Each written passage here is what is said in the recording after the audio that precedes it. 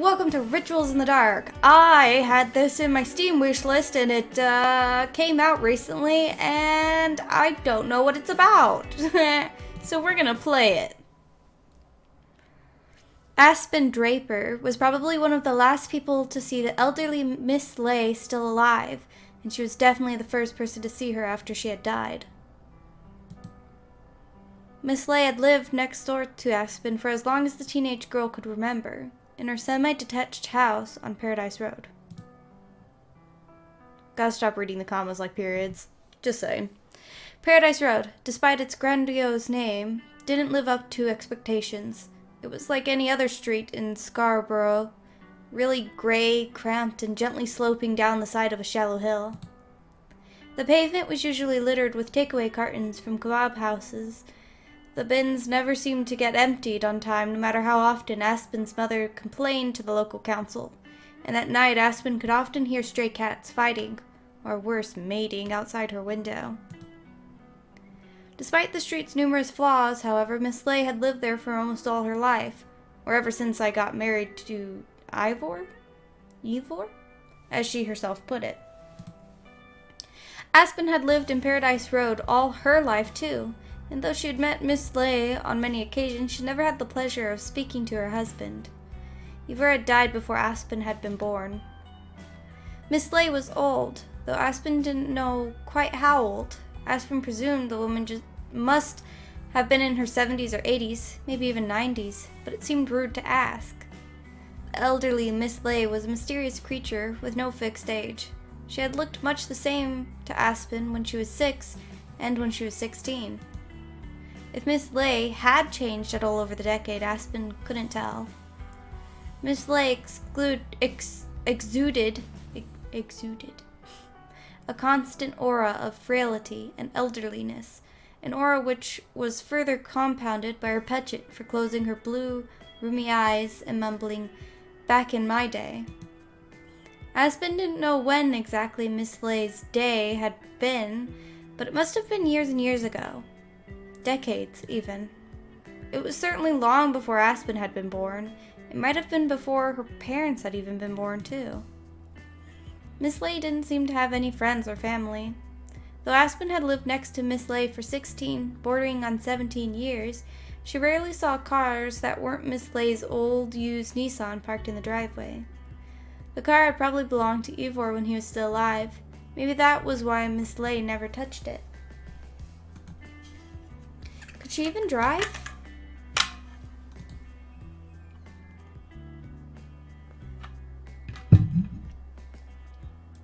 The old woman seemed so very frail, with her slender wrists and her slow, shuffling gait, that Aspen doubted it. Aspen had never seen any children, grandchildren, nieces, or nephews grace the doorstep of Miss Leigh's home. It was just Miss Leigh, and occasionally the woman from the council called Rebecca, but call me Bex, who came around a few times a week to buy Miss Leigh groceries and clean her kitchen. Thinking about it, Rebecca should have been the one to discover Miss Leigh's body first.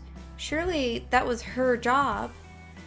Rebecca was employed not only to aid the elderly woman in her twilight years, but to save any poor wide-eyed, nail-biting neighborhood girls from stumbling upon Miss Leigh's corpse during the winter months. But we're getting ahead of ourselves. Rebecca hadn't shown up on that particular Sunday. Sunday was her day off, and Aspen had. It had been Aspen who had found the body, not Rebecca. That's just how life goes. But to arrive at the point of Aspen finding Miss Leigh's body, the old woman's eyes rolled up in her head and her mouth twisted from a sudden heart attack, we have to go back. Aspen had spent most of her life ignoring Miss Leigh as best she could, though her mother had told her to smile and wave when she saw the old deer pottering around in her garden. That's what Aspen's mother called Miss Leigh, the old dear, and Aspen supposed she was harmless enough. Privately, however, Aspen had always thought Miss Leigh was a little creepy. Miss Leigh was a small and shrunken creature, like a living specimen pickled in vinegar. Her hair was very thin and white, and it was often tied back in a bun that exposed a worrying amount of baby pink scalp. Her fingers maybe were narrowed. Right the root of a tree.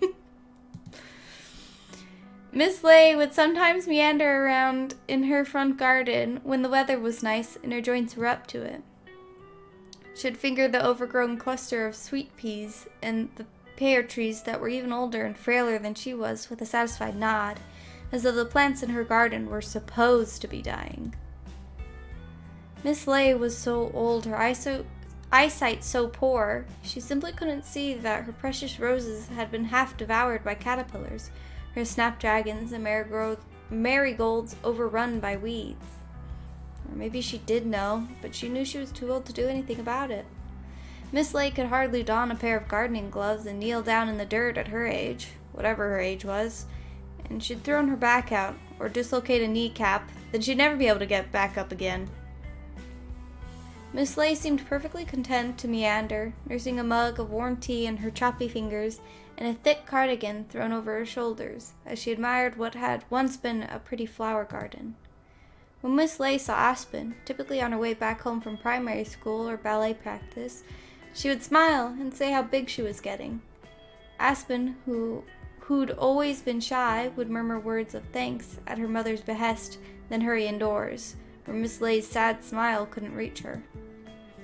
For many years, these were the only interactions the two had, but that changed on Aspen's 13th birthday, when the old woman did something quite surprising. She bought Aspen a present. Well, bought might not have been the correct word.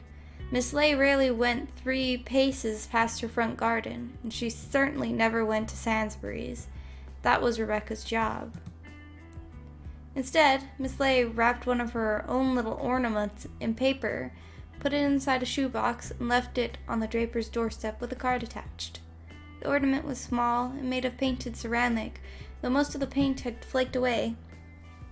It depicted a little girl in a leotard and tutu, her hair tied back with a ribbon, standing end point with her arms extended. One of the girl's hands had snapped off and her nose was broken, but it was a sweet gesture all the same. Aspen's father had been convinced the little ornament was worth a pretty penny, and he took it to the antique shop to be appraised, much to his wife's irritation. "I'm not going to sell it, Penny." Oh, Penny is the wife. Okay. Mr. Draper had tried to assure his wife, "This belongs to Aspen. I just want to satisfy my own curiosity. You never know, it could be something special." Aspen's father incidentally worked as a curator at the Scarborough Art Gallery. He spent his days examining works of art and had a vested interest in how old, and more importantly how expensive, little trinkets like Miss Leigh's ballerina figure were. Unfortunately, a quick trip to the antique shop revealed the ballerina was almost entirely worthless, but that is neither here nor there. The card Miss Leigh left Aspen was decorated with an image of a young, rosy-cheeked girl in a pale blue dress playing with a jump rope. The card was very pastel, almost washed out, and seemed to have come from another era, maybe the 1960s or 70s. Inside the card, Miss Leigh had written, in a faint and spidery hand, "Althea? Dear Althea." That's Miss... Oh, okay. Is it Althea or Althea? I'm gonna go with Althea, because I've heard Althea before. I hope that makes sense. "Dear Althea, Miss Leigh often got Aspen's name wrong. I hope you like your present. I saw it and it reminded me of you. I know you practice ballet, and I thought you might get more enjoyment out of it than I do. Love, Marguerite." Up until that day, Aspen hadn't known what Miss Leigh's first name was. She'd always called her Miss Leigh. She'd never even stopped to consider that Miss Leigh might have a first name at all. It seemed almost inconceivable. Miss Leigh's name, Marguerite, didn't really suit her. The name was too light and jaunty. It conjured up images of pretty dark-haired girls in red, ruffled dresses, dancing beneath the moonlight, not an elderly woman in frumpy clothes nodding benignly at clusters of worm-eaten primroses. Maybe Miss Leigh had been more like a Marguerite in the past. Maybe her white hair had been dark, and she had worn red ruffles, and she had danced the night away. She must have been young and vivacious and full of life once upon a time. Maybe it had been when Ivor was still alive, however long ago that was. But Aspen couldn't imagine it. Aspen didn't want to call Miss Leigh Marguerite. For some reason, it made her feel sad. It felt too much like a wasted opportunity. Past time that would never ever come back. Miss Leigh was always and would always be Miss Leigh to Aspen. The revelation of Miss Leigh's full name, however, was not the crucial takeaway from that letter. It was clear that though Miss Leigh and Aspen had only exchanged the briefest of greetings over the last 13 years, Miss Leigh had been paying more attention to Aspen than she herself had realized. True, she had gotten Aspen's name wrong. Aspen was quite an unusual name, not very Yorkshire. Then again, neither was Althea. Where have I heard Althea? Is that a Voltron thing? Is that where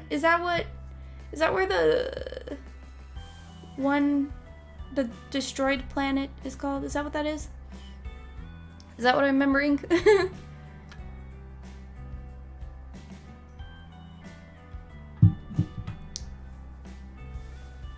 But Miss Leigh knew enough about Aspen to know she took ballet classes.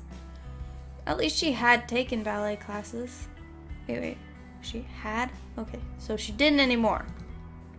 Aspen had quit when she started secondary school. I don't know... When does that start? 6th grade? Going to her lessons every Friday had been a painful experience. The ballet mistress, one Miss Preobrazhenskaya, who hailed from Russia, and whose name Aspen could not pronounce, was very strict. Yeah, same Aspen. And if she was bad, the other girls were worse. Oh God, words come out of my mouth the way I read them. Aspen had attended ballet classes from the age of 5, with the childish dream of someday being a dancer. The young girl soon learnt, however, that she was not, and would never, be as charming, flexible, or beautiful as the other little swans. She didn't have the knack. Aspen had already given up on her dancing dreams when Miss Leigh bequeathed her with that tiny ballerina, but it was a thoughtful gift nevertheless. "It's very kind of her," said Aspen's mother, Penny. "You should go over to her house and thank her." Aspen hadn't wanted to go to Miss Leigh's house and thank her. She would have rather stuck her fingers in the toaster. "Now don't be like that," Penny had said, tutting. "Miss Leigh is an old, lovely woman. She needs some company, and she did send you a gift. You should show a bit of appreciation." Aspen's mother could be quite assertive when she wanted, and the young girl knew there was no getting around her. She had to go visit Miss Leigh. And so she did. One Sunday morning, with her hair neatly braided, wearing a blue gingham dress, Aspen walked through Miss Leigh's overgrown front garden and knocked on her door. She intended to say a quick thank you for the gift and bolt, but Miss Leigh had other ideas. With a small smile betraying just the slightest twinge of discomfort, Miss Leigh had arthritis, and even smiling seemed to hurt her. The old woman ushered Aspen inside. What could she do? Refuse? If she had, Penny, who was always anxious about maintaining good relationships with the neighbors, would have flayed her. So Aspen, hesitant though she was, stepped inside. When Miss Leigh closed the wooden front door behind her, Aspen couldn't help but feel like one of the children from Hansel and Gretel. Was Miss Leigh going to lock her in a cage, cook her in an oven? But Aspen never met such a grotesque end. Miss Leigh struggled to pick up her reading glasses, let alone 13-year-old girls. There was no way she could have crammed Aspen into her oven, and anyway, it wasn't big enough. This was no fairy tale, and Miss Leigh's designs were of a far less sinister nature than any wicked witch. She just wanted somebody to talk to, and that was how Aspen became Miss Leigh's unwilling confidant. Almost every Sunday, rain or shine, Aspen would show up at Miss Leigh's house for mid-morning tea. Miss Leigh's fingers trembled something awful, and her movements were slow and shuffling, but she always insisted on making the tea herself. Not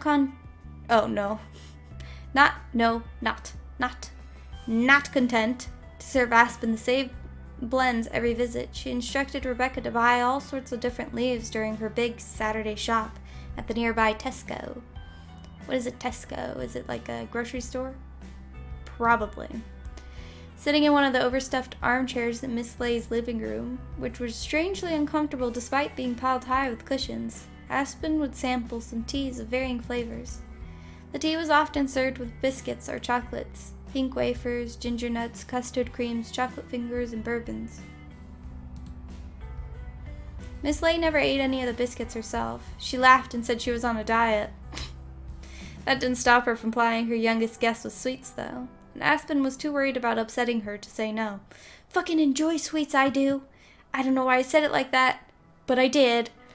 Her tongue burning from the too hot tea, Aspen tried to drink it as quickly as possible, and her stomach churning from too much chocolate. Aspen would sit there and let Miss Leigh talk.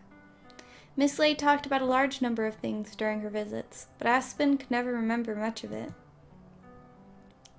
Miss Leigh talked about people Aspen had never met, all of them dead, buried, and places Aspen had never been. Sometimes Miss Leigh managed to get Aspen's name right, but more often than not she called her Althea.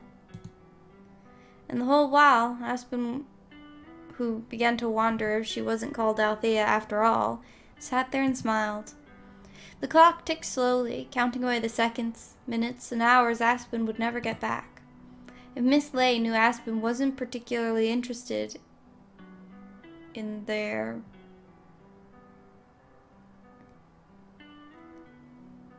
French, maybe? We're gonna skip that word. Not even gonna try. She never gave any indication of it. Probably just means like tea talks or something. Maybe she was too lost in her own reminiscences to realize how uncomfortable she made her young guest. Oh, fucking jeez. Or maybe she was so blind she simply couldn't see. Either way, regardless of Aspen's personal feelings, those sad and somber tea parties continued for several years. This routine, more familiar than clockwork, eventually came to an end, however, and it came to an end in the most gruesome manner 3 years later, one January morning. It had been unpleasantly cold during the winter. According to the news, they were going through a cold snap. Icy winds blew in from the sea, and the wind howled despairingly in the night. Aspen walked to school wearing 2 sweatshirts beneath her coat, but it made little difference. By the time she got to her classroom, her fingers felt so frozen she worried they might shatter. Aspen's visit to Miss Leigh didn't abate during this cold period. Though Aspen felt chilled to the bone, Miss Leigh seemed to be doing well for herself. As well as a woman of indeterminate age could do, at least. Miss Leigh didn't look any sicker than she usually did, and though she complained that her arthritis was playing her up, these were the same complaints Aspen had heard for the last 3 years. Aspen didn't pay any heed. Not until one particular visit. Aspen sat on Miss Leigh's brown couch in her equally brown living room, which smelt strangely enough of chopped liver. Yeah. Her hands in her lap. What day is it? Oh, shit. No, it's okay. Tomorrow. I have to take... Sorry, chopped liver reminded me that I have to take the turkey out of the freezer so it can thaw for a couple of days. But also, I'm doing Thanksgiving on the 26th instead of the 28th. So it's got to come out a couple days earlier. Okay. Okay. Outside the wind howled. Yeah, it did. And it said, woo. Miss Leigh was in the kitchen. She'd gone to brew the tea and plate up the biscuits as per her normal routine. Aspen had offered to help. Miss Leigh waved this small act of kindness aside. It's very kind of you, dear, she said, but I'm not infirm just yet. I can take care of myself. You sit down and read a magazine. Obedient to a fault, Aspen sat down, but she didn't read a magazine. Miss Leigh was subscribed to Women's Weekly and Women at Home, neither of which Aspen found riveting. Instead, Aspen watched the clock. The minutes slowly passed. 1, then 2, then 5. Still, Miss Leigh did not come back from the kitchen. Though Miss Leigh often took her time brewing the tea and plating the biscuits, she did have arthritis to contest with, She didn't normally take that long. Aspen wouldn't have been so troubled if she could have heard the sounds of the old kettle brewing or cupboard slamming, but everything was curiously quiet. So Aspen got to her feet, her heart pounding with trepidation. Already she knew something was wrong, and exited the living room. She walked through the hallway, sidestepping an old pair of Miss Leigh's slippers, and a little wooden table topped with a chunky telephone, and made her way to the kitchen. "Miss Leigh?" she said softly, questioningly. "Miss Leigh?" But there was no reply. Aspen stood by the kitchen door, which was closed. She felt sick. At that moment, she already knew. Every time I come across this word, I don't know if it's via or via. Everybody says it different. Teach me how to word. Via is some deep primordial instinct that lays dormant inside each and every one of us, that if she opened that door, there would be no going back. Her life would never be the same again. But Aspen shook her head. She told herself, like we so often tell ourselves when we know something to be true, not with facts, but with our own intuition, that she was being silly. And so she opened the door. What Aspen saw that day stayed with her ever since, like a birthmark. The old-fashioned kettle had finished boiling, and steam was slowly rising from the spout. 2 mugs had been set on the counter, already filled with tea leaves. They were ready to receive the warm water from the kettle, but no water was forthcoming. A plate of biscuits lay by the mugs. Miss Leigh had prepared jammy dodgers. The jam looked so very red and artificial beneath the yellow lights it was almost nauseating. And as for Miss Leigh herself, she was sitting though perhaps sitting isn't the right word, at the kitchen table. She was lumped back in her chair, fingers resting on the tabletop and her cardigan half falling off one shoulder, and she was quite still. She was so still Aspen would have supposed she was sleeping, save for one crucial detail. Her eyes were open.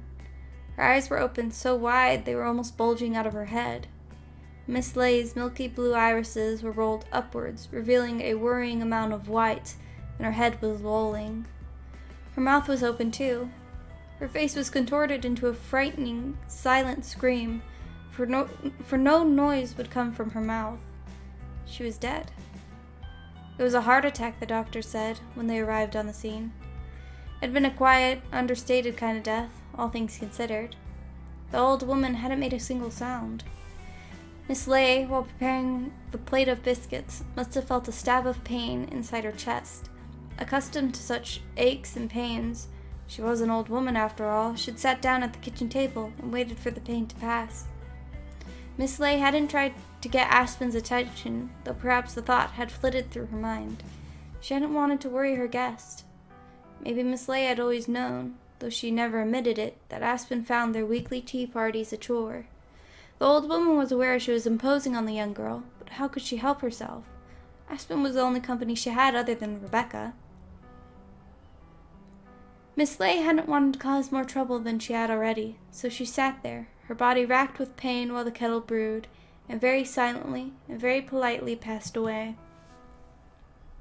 All things considered, it was quite a British way to go.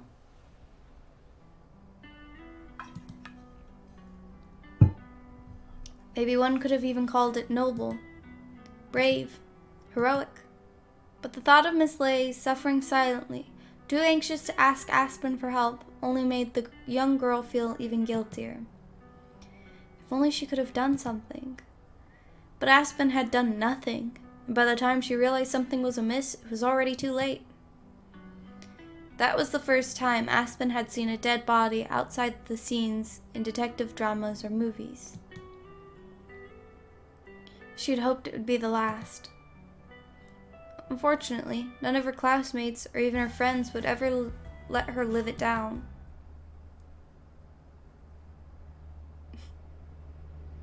Okay, here we go. Now the actual visual novel starts. Only took 24 minutes. So, it did really happen next door? That's right. That's where you found her body? Yeah. Ew, how creepy. Pippa glanced around Aspen's bedroom, which was joined, though separated separated by a lilac wall, oh Jesus, to what had once been Miss Leigh's house. How does it feel, living next to a place where a body was found? It doesn't feel like anything, really. Oh, come on. It has to feel like something. Doesn't it creep you out? Not particularly. Have you ever heard any strange noises at night? What kind of strange noises? Well, I don't know. Wailing, crying, anything like that? No. Have you ever stepped into any cold patches of air or felt shivers down your spine? Well, Aspen thought for a moment in a half-hearted attempt to oblige her friend, then shook her head. Wow. Aspen was being fairly reticent, but Pippa looked impressed all the same. She whistled beneath her breath. It's still seriously creepy. I'd be freaked out if I had to live next to a spooky old house like that.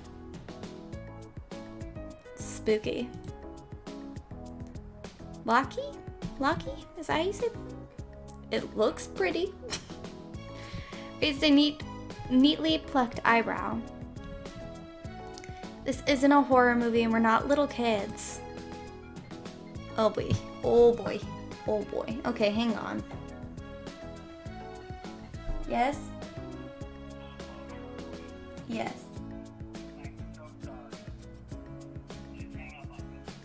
No, that's okay. I already have to edit this part anyway, because I answered.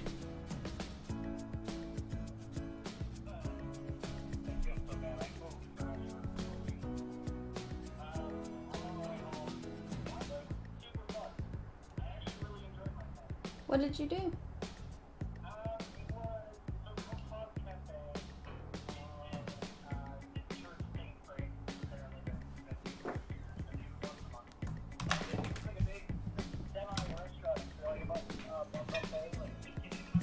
Yeah?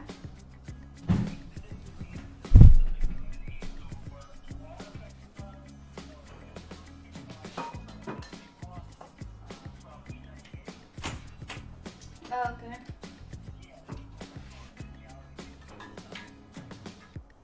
Well, yeah, because you're not allowed to tell them.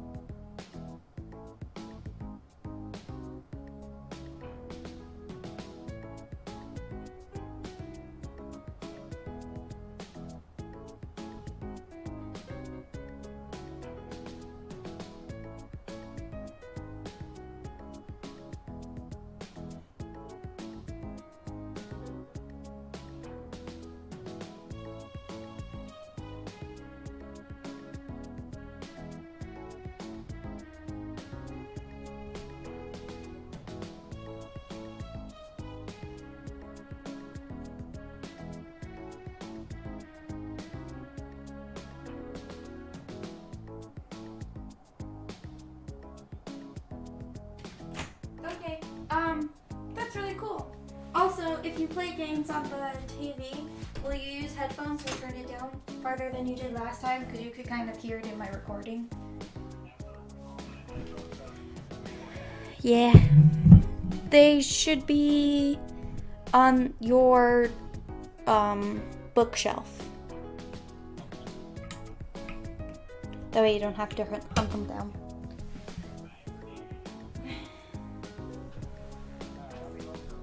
Okay, I love you. Bye-bye.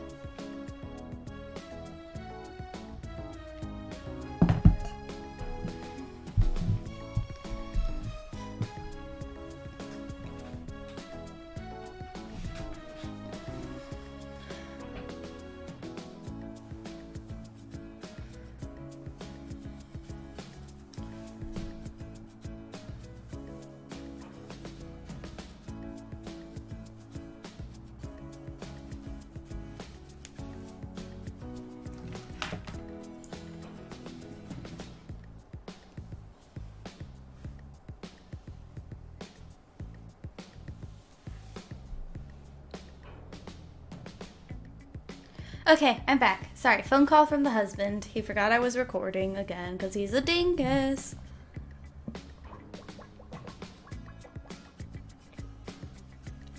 I also overfilled my water bottle, hence the weird noise, sorry.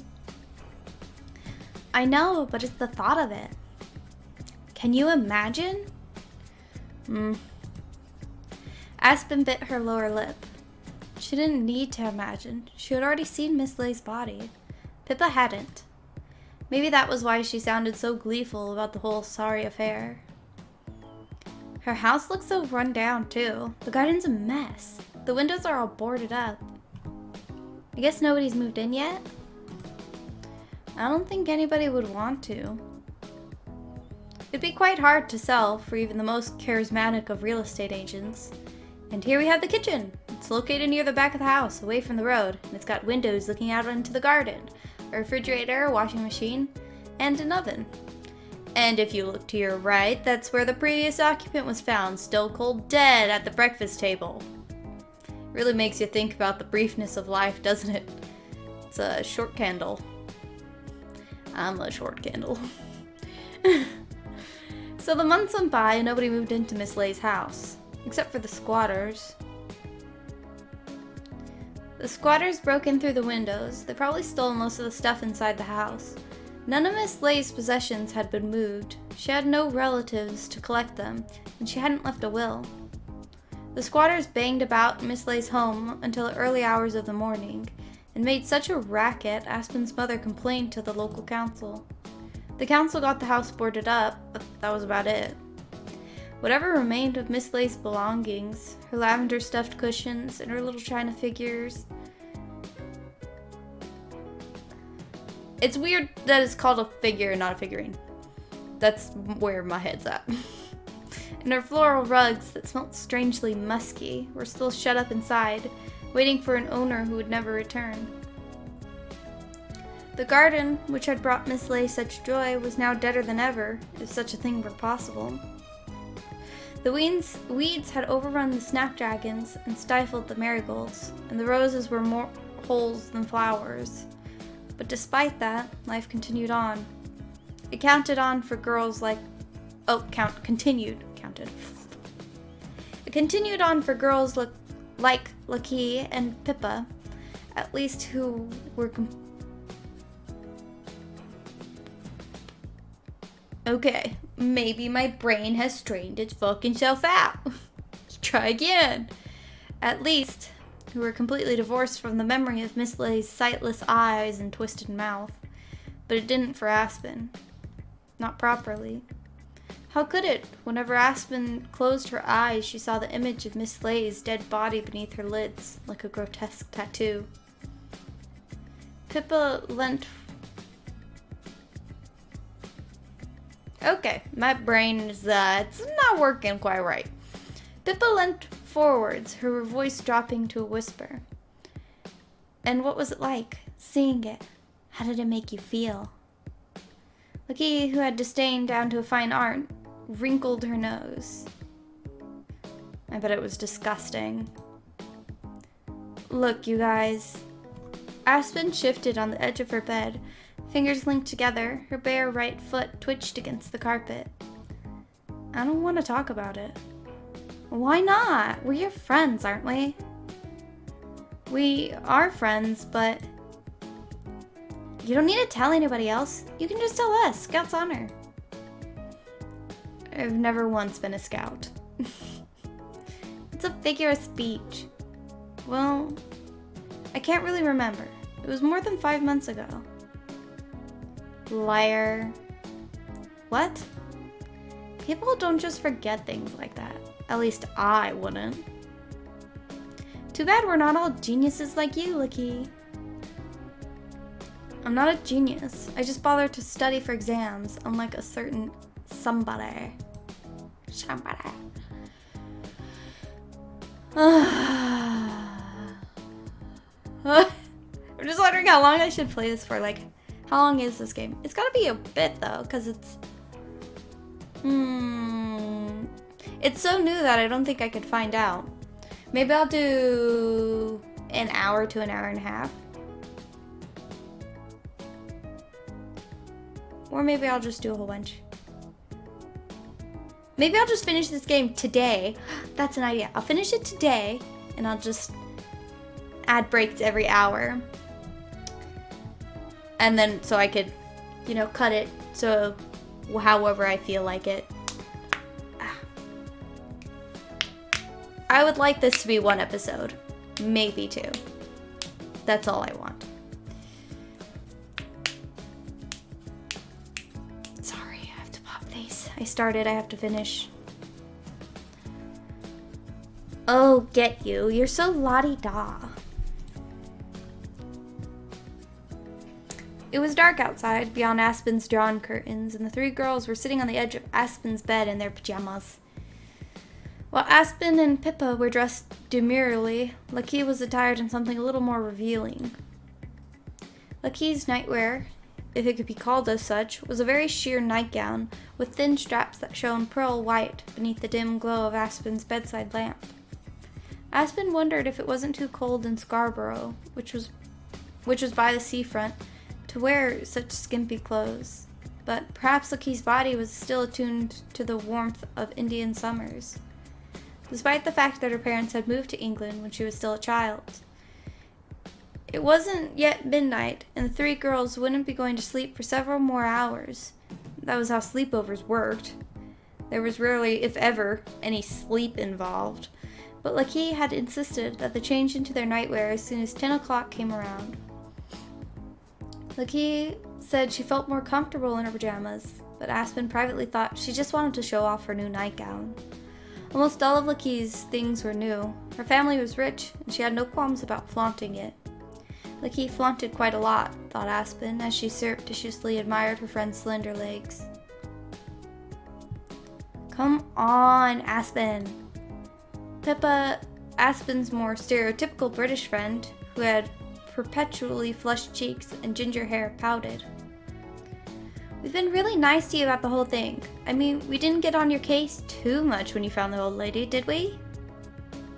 Maybe not, but everybody else did. Aspen hung her head. Her dark hair fell in front of her eyes, obscuring her face. After Aspen found the body of Miss Leigh, she became something of a local celebrity. Aspen hadn't told anybody about her discovery, but the news had traveled fast. Jenny's mother worked at the local hospital. She'd been one of the first people to hear about Miss Leigh's fate.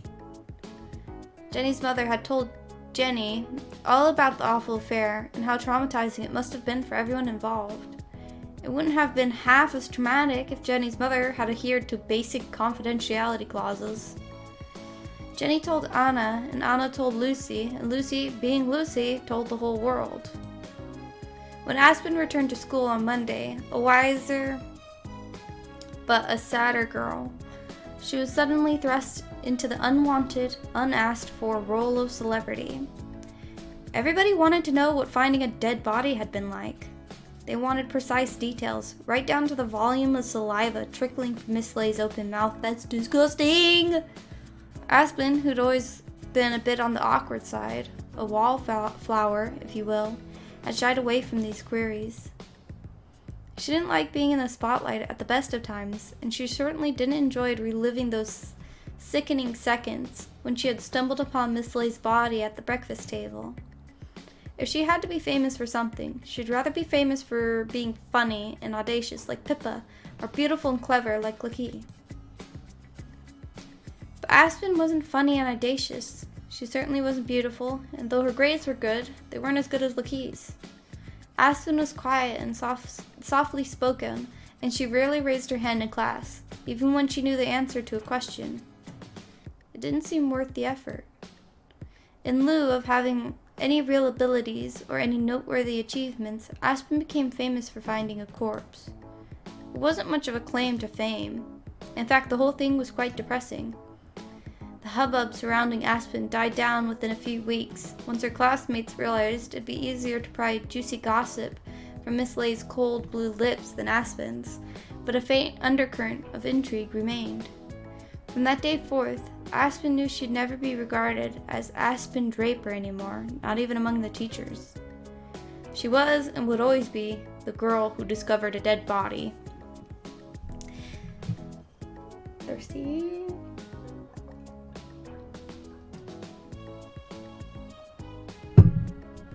The water is so gold on my devers. 6 months had passed since then, but Aspen still couldn't escape from the ghostly memory of Miss Leigh.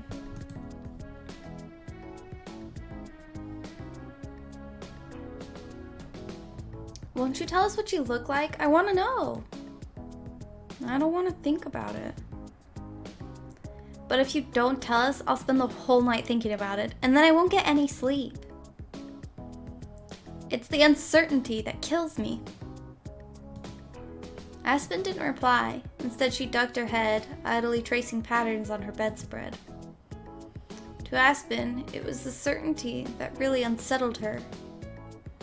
She could try and explain it, but somehow she didn't think Pippa would understand. It was a little like the Thestrals in Harry Potter, Aspen mused. She had taken great comfort in her favorite childhood books after finding Miss Leigh's body. Death only made sense to people unfortunate enough to see it, while those who hadn't could never hope to understand how frighteningly real it was. Well, you're no fun. Pippa pouted and folded her arms, as if talking about a dead woman could ever be fun, and by remaining silent, Aspen cruelly robbed her of a diverting amusement? I'm just confused as to why that word's there. That sounded really rude.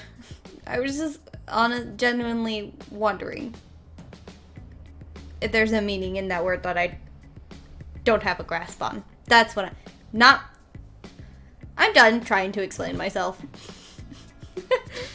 I'm sorry. Aspen apologized, her head bowed, because she didn't know what else to say. What was there to say? Well, it's only 11. We need to do something fun to pass the time. Pippa pondered for a few moments, tapping a finger against her lower lip before... Ah! Her eyes lit up. Maybe we should play a game. I don't want to play any of your silly games. I could chip a nail. You're so rude. It won't be a silly game, Leigh. It'll be really mature, I promise. Since Aspen's parents aren't here, we can really go all out. What do you mean exactly? I mean, Pippa drummed her fingers against the bedside table, perhaps in an attempt to build anticipation. We should play Truth or Dare! Aspen felt her stomach sinking through her body, to the bottom of her feet, and all the way down into the floor. All of a sudden, she felt sick. Aspen had played Truth or Dare with Pippa during their sleepovers before, and Aspen still bore scars to that day. Pippa's imagination was inexhaustible, and it never failed to conjure up disgusting dares and excruciating truths. Once Pippa had made Aspen eat a worm. Another time, Pippa had made Aspen climb inside the washing machine. When Aspen's mother had found her, she almost hit the roof. She shouted at Pippa, who had been 6 years old at the time, and phoned her mother to come pick her up immediately. If her mother had been there now, she never would have let Pippa play such a dangerous game. But Aspen's mother wasn't there. Neither was her father. Aspen's parents were away on a cruise around the Mediterranean. The cruise had been booked almost a year in advance, and tickets were hard to come by. Penny and James had offered to cancel when their daughter found Miss Leigh, of course. They worried that being all alone in the house next to the sealed-off mortuary where Miss Leigh's corpse had been found might disturb their only daughter. Aspen, however, had reassured them that she'd be all right. In fact, she insisted that they go. She wasn't a child, and she was almost 17, and she could look after herself. If she ever felt overwhelmed by the sheer presence of Miss Leigh's memory, she could invite Pippa and Leigh over, and her mother liked Leigh. She thought she was sensible. When it came to Pippa, she was a little less keen. Unfortunately, inviting Pippa and Leigh over seemed to be doing more harm to Aspen's tenuous mental state than good. Aspen was beginning to wonder whether she might have been better off alone after all, with nothing but her memories for company. At least they couldn't ask too many probing questions to make her climb into washing machines. This truth or dare. Lucky, who'd met Pippa and Aspen in secondary school and didn't know anything about the washing machine incident, frowned. What is it exactly? It's simple. One player gets to be in charge of the other two. The leader asks the others truth or dare. If they pick truth, they have to answer any questions they're asked truthfully. Or they can pick dare. Then the leader can give them a command, and they have to fulfill it. It's like the law. The law. Can the leader pick any truth and any dare? That's right. Within reason. I see. Interesting. Aspen looked at Lucky hopefully. She prayed that her friend would look down her nose at this proposed party game, as she did with so many things, and deride it as being beneath her. Well, I suppose it isn't too childish if you ask the right questions. Aspen's face blanched. Lucky had let her down, and she didn't even seem to realize it. You've never played Truth or Dare with Pippa before, have you? No, I haven't. Why, is there something I need to know? It's just, her dares can be quite creative. What? Are you still sore about the washing machine thing, Aspen? Aspen wasn't literally sore about it now, but she had been at the time. Though her parents had quite a large, fancy washing machine, it had been a gift from James's father. It was made for trousers and jumpers, not 6-year-old girls. Aspen had always been short and slight, but climbing into that washing machine had been quite a squeeze. She'd been terrified she wouldn't be able to get back out again, and she'd managed to bruise her right arm most fabulously. It had been purple and green for weeks afterwards. Lucky, who was none the wiser, blinked curiously. What washing machine thing? It's a long story. Don't get bent out of shape about it, Aspen. It was years ago. I'm not that immature. You kept making little balls with the smoldering iron in tech last term and flicking them at Colin with your ruler. What's that mean? Well, he deserved it. He kept making fun of my hair. Mr. Langley wasn't very happy when he found out about it. Mr. Langley isn't happy about anything. Stupid old git. Pippa huffed at the injustice of it all, her arms folded. Pippa was something of a wild child. When she wasn't coercing her 6-year-olds... Oh, coercing 6-year-olds, not her 6-year-olds. I was like, wait, who's 6-year-olds? Into washing machines. Granted, that had only happened once. She was getting into arguments with Colin Murphy and his friends about her hair. Aspen sometimes wondered if Pippa would have been less fiery if she didn't get teased about her hair so often.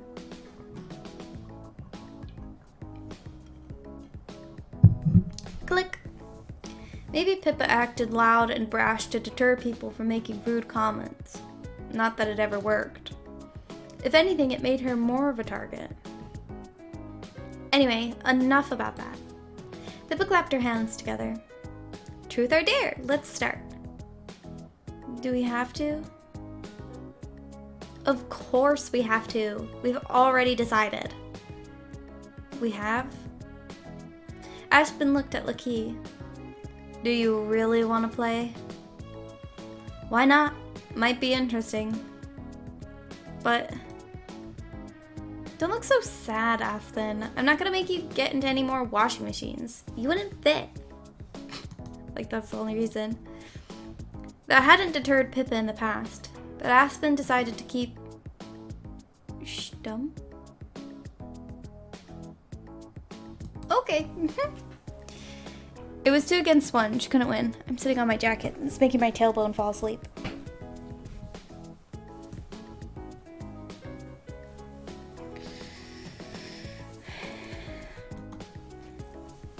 Aspen had very few friends as it was. She didn't want to alienate the only friends she had somehow miraculously managed to cling to throughout secondary school, strange though they were.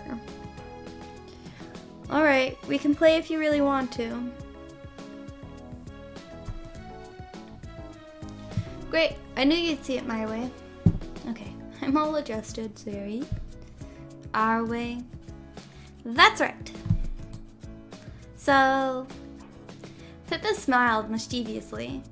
Aspen didn't like that smile. She didn't like it one bit. Since I'm the one who decided on the game, I think I should go first. Any objections? None here.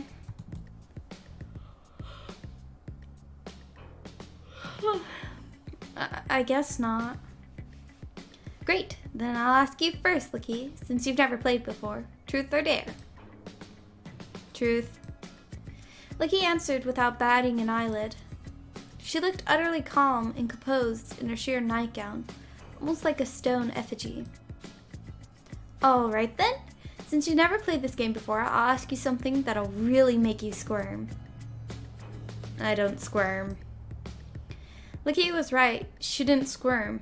Not even when boys at school made fun of her for her foreign name. Made fun of her foreign name. Okay, I made up words there. Or her foreign family, or her teeth, which were slightly crooked and seemed over large in her small, delicate mouth. Leigh hadn't even squirmed in biology when Mr. Peters, whom Aspen suspected was a sociopath, showed them videos of live maggots being picked out of people's skin. That's disgusting. Leigh never blushed. It was almost as though her bronze skin was completely bloodless. Well, if you're so sure, then how about this? When you masturbate, who do you usually think of? Pippa! Aspen's eyes widened. Her face flooded scarlet, as though she had been asked the question, not Leigh.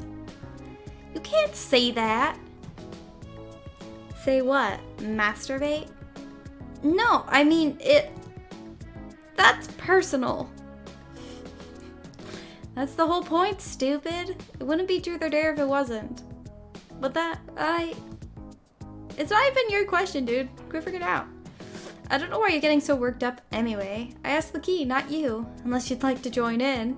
Ha ha ha ha ha. No, that isn't it.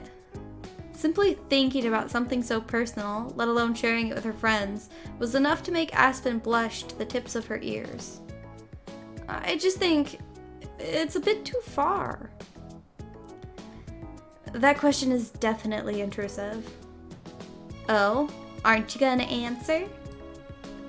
Just so you know, if you can't answer a question or complete a dare, you'll be punished. How will we be punished? Maybe I'll text my brother and tell him you have a crush on him, Leigh. No, thank you. Do you hate my brother that much? I don't hate him. I just don't want to acknowledge his existence. Pippa's older brother, Aaron, was 19. He hadn't managed to get into his university of choice, or any university for that matter, and he was waiting to retake his A-levels while working part-time at McDonald's. He was the kind of person who'd like to wear offensive shirts, tell offensive jokes, and laugh too loudly at things that weren't funny. Whenever Leigh and Aspen went to Pippa's house, this game is making me really sassy. Like, is it just me or do I come off super freaking sassy today? I'm so sassy. And I made funny noises.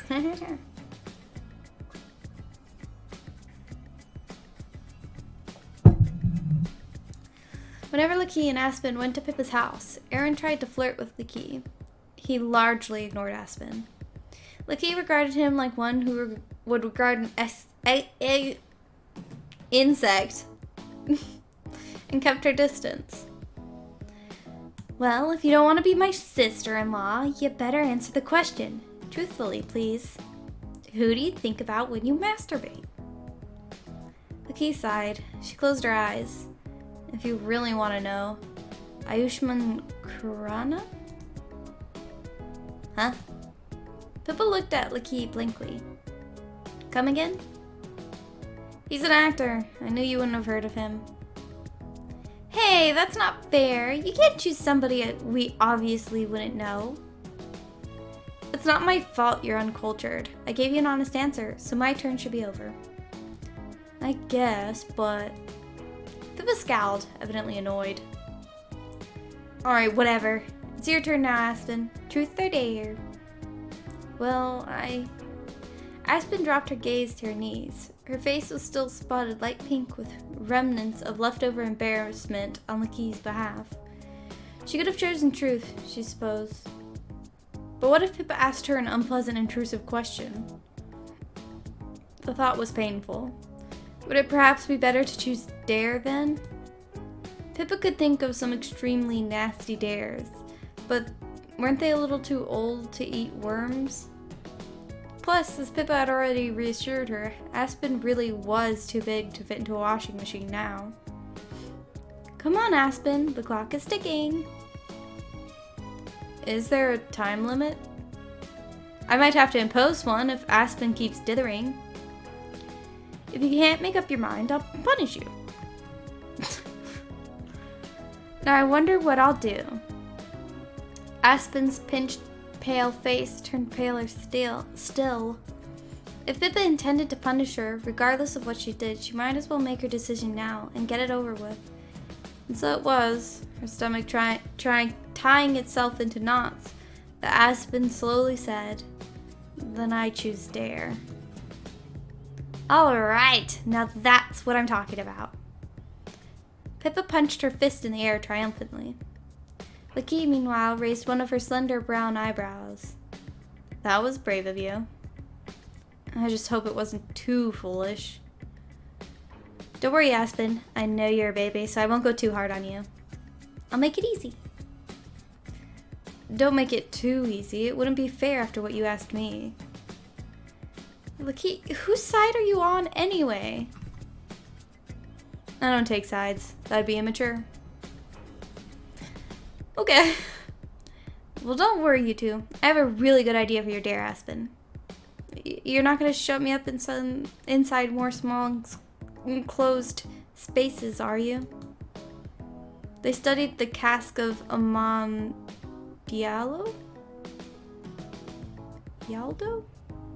in English that year, and Aspen didn't want Pippa getting any ideas. Don't worry so much. I might be planning to shut you up, but it won't be anywhere small or enclosed. Where then? Can't you guess? I'm not very good at guessing games.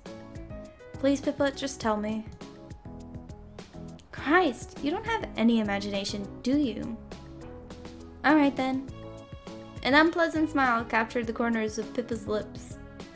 I want you to break into Miss Leigh's house.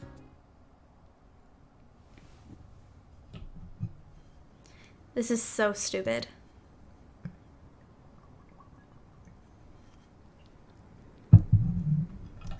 Lackey tutted her slender arms crossed over her chest. It was near the end of August, and though it was a cool night, it wasn't uncomfortably so. Lackey stood outside Miss Leigh's home, backlit by the garish orange lights of the nearby lampposts and sighed. She was still wearing her sheer nightgown with thin straps. The nightgown stopped at Lackey's mid-thigh, exposing her knees and a generous portion of her slender leg. Though her otherwise bare feet were encased in white, wedged heels, the rest of Lackey was exposed to the elements. The wind ran through her short brown hair, so it fluttered. In the midnight streets, bathed with artificial light and framed by the round moon, Lackey looked strangely ghostly. Pippa, meanwhile, was much more corporeal. With her pink cheeks and her red hair, she was comfortingly solid and real on this dark, dark night. But just how comforting was Pippa really, when it was through her continued insistences that the three girls had come outside in the first place? They were the only people outside, which was to be expected. It was almost midnight. Aspen lived on a quiet street, and it had grown quieter still once the doors and windows of Miss Leigh's house had been boarded up and the squatters had been driven out. It was deathly silent, save for the sound of wind through the trees and the dim, distant din of cawing birds. The silence did little to comfort Aspen. Instead, it made her feel more anxious. Surely it was too late to play silly games like this. If her mother had been at home, she never would have allowed Aspen to go outside at such an hour. But her mother wasn't home. She was on a boat that was slowly cruising through the Mediterranean, doubtless enjoying weather that was a good deal warmer and sunnier than it was in Scarborough. Aspen swallowed. Her saliva tasted like ashes. Look, he's right. This is stupid. Let's go back inside, Pippa. We can't go back inside. Not when we came all the way. You're gonna do the dare, Aspen. That's final. But the windows are all boarded up. So's the front door. There's no way inside. Then let's go around the back. There must be somewhere you can get in. But Aspen didn't have enough time to argue back. Pippa seized a hold of Aspen's hand with her own. A few moments ago, Aspen had found the unquestionable corporeality of Pippa's body a comfort. That was more like a curse. Pippa dragged Aspen around to the rear of Miss Leigh's house, pushing open the small wooden gate that divided the front garden from the back. The gate was unlocked. It opened with a piercing creak that sounded far too loud in the stillness of the night. Aspen's heart pounded harder and harder. Now the three of them were standing in Miss Leigh's back garden, or what had once been her back garden. Aspen had been there herself on a few occasions when Miss Leigh had been alive. When it was sunny, the pair of them would sometimes take tea there, at the white patio table with matching chairs. The table was still in Miss Leigh's garden, and so was one of the chairs. The other was curiously absent. The moonlight illuminated the lattice pattern of the once familiar table, now rendered unfamiliar by the darkness. If the front garden was overgrown, that was nothing compared to the back. During the last 6 months, dandelions and white clovers had sprouted everywhere. The grass had grown long and unruly, with nettles nestled inside, ready to sting unsuspecting legs. Miss Leigh's old pear trees, which she had loved to distraction. Ivor had planted them, seemed more crooked than ever before, but maybe that was the trick of the light. Those trees had always been crooked, even when Miss Leigh was alive. But Aspen couldn't stand in the garden forever, marveling at what ravages time had wrought. At that precious moment, God damn it. Words, please come to me. At that precise moment, she was rather more concerned about her own imminent fate. There, I knew it. Pippa pointed at the leftmost window at the bottom of the house, which Aspen knew led into the kitchen.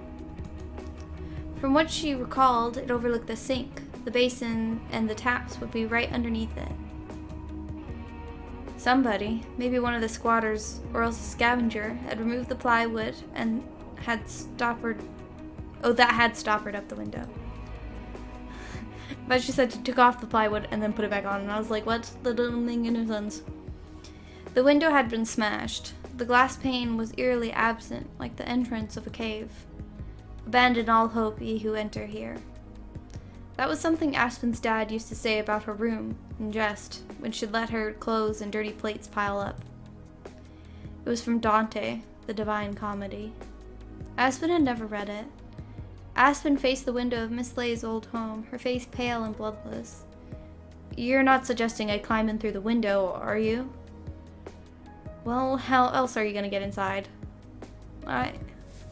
Aspen took a step backwards. I don't think this is a good idea. You're not chickening out, are you? It's just, it doesn't look safe here. What if I cut myself? You'll be fine, Aspen. Stop worrying. But that window, it leads to the kitchen. That's where I found Miss Leigh. Oh, I see. Pippa smiled mischievously. You're not afraid you'll run into the old woman's ghost, are you? I don't believe in ghosts. Then what's the problem? You can go in there for a few measly minutes, can't you? But it wasn't the ghost Aspen was afraid of. It was her own memories. They were already starting to come back to her, but Aspen knew they'd never really left. Even now, her dreams were interrupted by images of Miss Leigh slumped back in that chair with her eyes rolled back and her mouth sagging open. How could she explain that to Pippa? Pippa had never seen a dead body. She wouldn't understand. Pippa was too dynamic, too lively, too cheerful, too oblivious to ever worry that one day even she would shuffle off this mortal coil. It happened to the best of us. The worst of us. It happened to everyone. Even sweet old ladies like Miss Leigh, who might have been a bit creepy, but who'd never meant anything bad. But Leigh was beginning to get impatient. She glanced around Miss Leigh's disorderly garden and frowned. If you're going inside, Aspen, you should hurry up. Oh, are you getting cold, Leigh? Not really. Leigh, who never admitted to any weakness, rolled her eyes. I'm just bored. Same here. Get your act together, Aspen. You're being boring. Pippa. Aspen looked at her friend, who didn't seem very friendly right now, with hopeful eyes. Can't I change my mind? Can I say truth instead? Nope. That's against the rules. Then I'll let you punish me. You can do whatever you want. Whatever I want? That's right. Then your punishment is to go inside Miss Leigh's house. But that's not fair. It's not fair that you're making us wait for so long. I have better things to do with my time.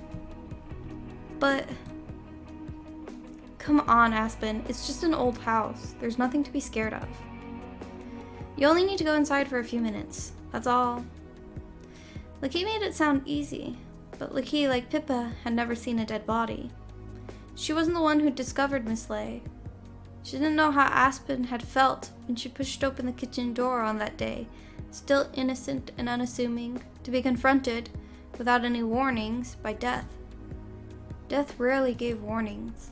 Death had been cruel to Miss Leigh, but had been cruel to Aspen too. It had shown her something she was too young to process, something she wasn't ready for. Now Pippa and Leigh were asking her to confront it all over again. To them, this was just a game, but Aspen was being forced to relive one of her worst nightmares.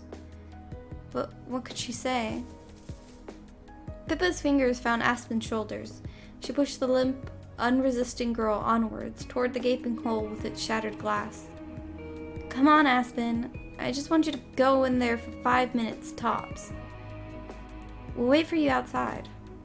We won't go anywhere. Do you promise? That's right. Pippa smiled her Pippa smile, her teeth large and white in the light of the moonlight. Gently, tenderly, she let her hands fall from Aspen's shoulders. She entwined her fingers with her friend's and gave them a gentle squeeze. I promise. But as it transpired, climbing in through the window was no easy task.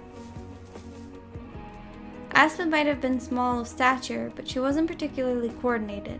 She had no sense of balance. That's why she'd quit ballet. She didn't have the knack. Aspen's clumsiness was intensified by her fear as she tried to maneuver herself through the empty, gaping window frame. Though the glass had long since been knocked out of the pane, Aspen worried some residual shards remained, lying in wait to gouge chunks of flesh out of her unprotected hands. Aspen's fingers tensed as she lifted herself upwards.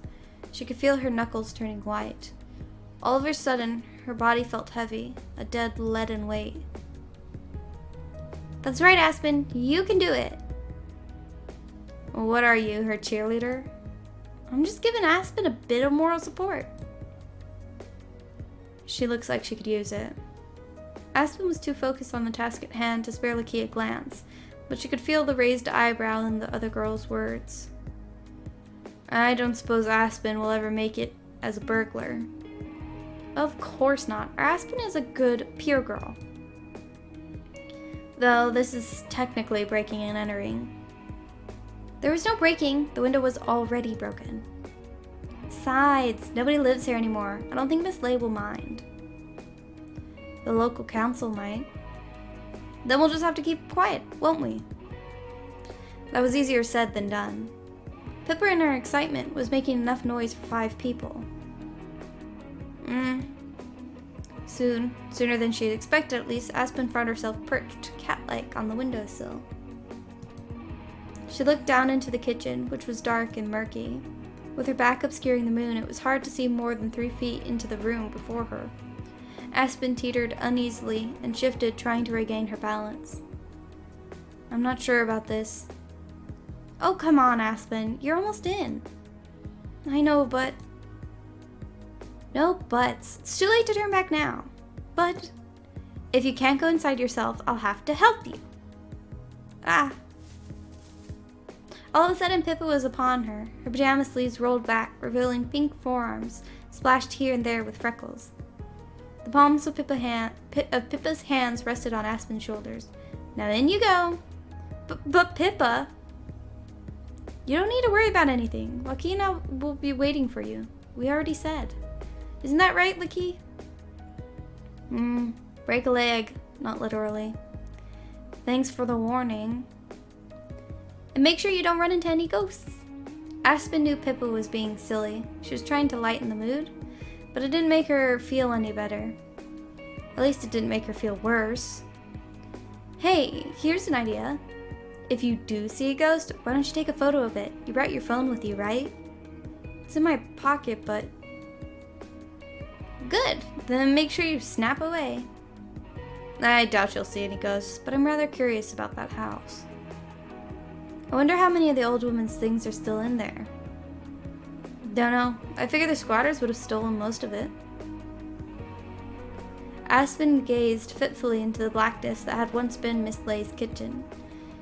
It wasn't in this space, overlooking the back garden. Oh, it was. It was in this space, overlooking the back garden, that Miss Leigh had prepared cups of tea and arranged biscuits on a rose-patterned plates, all the while humming under her breath. But Miss Leigh wasn't there anymore. Only the memories remained. I hope there aren't any squatters still there. If there were, we would have heard them by now. Or they would have heard us. But what do I do if somebody is here? Leg it? Aspen sighed. What wonderful advice. You're just fussing over nothing, Aspen. Stop working yourself up. If you run into anybody scary, I'll call the police, okay? Aspen was doubtful calling the police. Okay. Aspen was doubtful calling the police would be a wise idea in this situation, given what she was about to do. In fact, the police might prove to be scarier than the imagined squatters. She wouldn't get arrested for this, would she? Now make sure to take some photos. And come back in one piece. Don't talk to any strange men. Maybe you can bring back a souvenir. What sort of souvenir? Maybe one of the dead woman's hairnets? And what would you do with that? Keep it as a memento? You're sick, Licky. Now in you go, Aspen. Don't forget my hairnet. Don't forget the photos. But Aspen didn't have a chance to retaliate. That's because all of a sudden, Pippa gave her shoulders a shove. Maybe the shove was supposed to be reassuring. Aspen didn't think Pippa really meant to knock her off the window ledge, but Pippa was stronger than she thought, and she often did things without really meaning to. That's how she'd given Caddy Neal a black eye in PE with the volleyball. Pippa hadn't meant to spike the ball quite as hard or at quite that angle, but she had, and it had hit Katie's face anyway. Katie had crumpled on the floor, twitching with pain. Ooh. It was much the same for Aspen now, but no volleyballs were involved. With a wide-eyed, surprised shriek, "Ah!" Aspen felt herself falling forwards. Her chest hit the taps beneath the window as she fell, and her back met the floor with a sick, dull crack.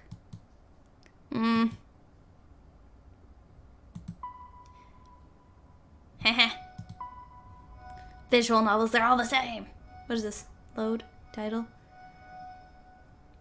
Oh, pretty sound. I was like, what the fuck is that sound? I'm gonna take a break because my voice is getting sore. I am back. And I have tea. That's not sweetened. So it's not very good tea. Aspen lay there for a few moments, winded, staring at the ceiling. Her vision was blurry, and it hurt to breathe. Her chest hurt horribly. For a few moments, she worried she'd crack some of her ribs. But if that was the case, wouldn't breathing be much more painful? She's being ridiculous. Aspen knew she hadn't caused herself any serious damage, but... When she shifted, she heard the floor creak beneath her. She could feel something cold and hard beneath her back, her exposed thighs, and the flats of her palms. The underside of her right hand felt slightly warm and wet. What was that, exactly? Dazed, as though in a trance, the teenage girl raised her hand before her face. She turned it over, studying it like an exhibition in a museum. It was bleeding. There was a small gash in the center of her palm, and a trickle of strawberry red blood was oozing out of it. How had that happened? Maybe it was the glass? Now Aspen thought about it, that was the most likely explanation.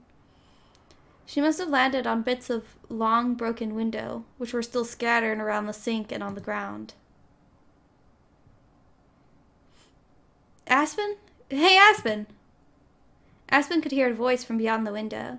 It was obviously Pippa, though she sounded more high-pitched than usual. Aspen, are you all right? Say something! Aspen remained silent. She knew it was cruel of her, but the panic note in Pippa's voice made her feel somewhat satisfied. It almost made her aching head and bruised ribs and bloody palm worthwhile. Almost. Aspen, this isn't a joke, is it?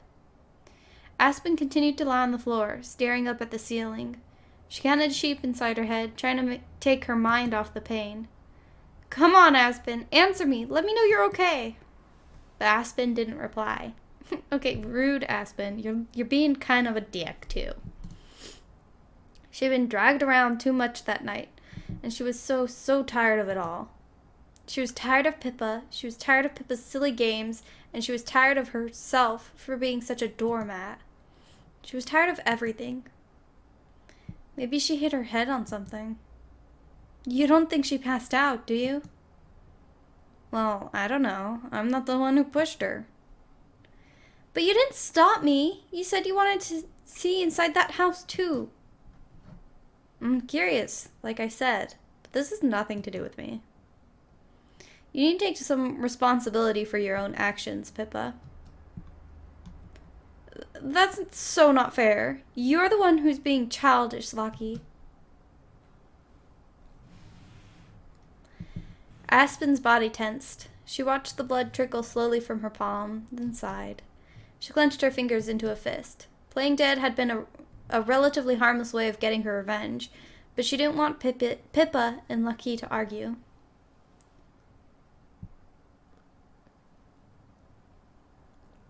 So very hot.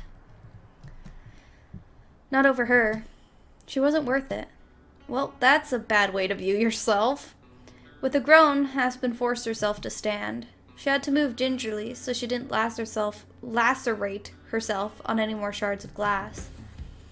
She was lucky, she mused, that her palm had been the only part of her body she'd cut. Aspen's head felt a little light, and she staggered when she pulled herself upright. Her legs threatened to buckle beneath her, but she supported herself by gripping the basin of the sink with her fingers. Her palm, which was still bleeding, left a red bloody streak against the mottled ceramic. Calm down, you two. I'm fine. Aspen, are you really alright? Yeah, I just had a bit of a nasty fall. Well, thank God for that. Why didn't you say anything sooner, you dozy girl? My head hurts. Well, hurry up and get out of there. You're making me worry. I'm making you worry? You're the one who told me to come in here in the first place.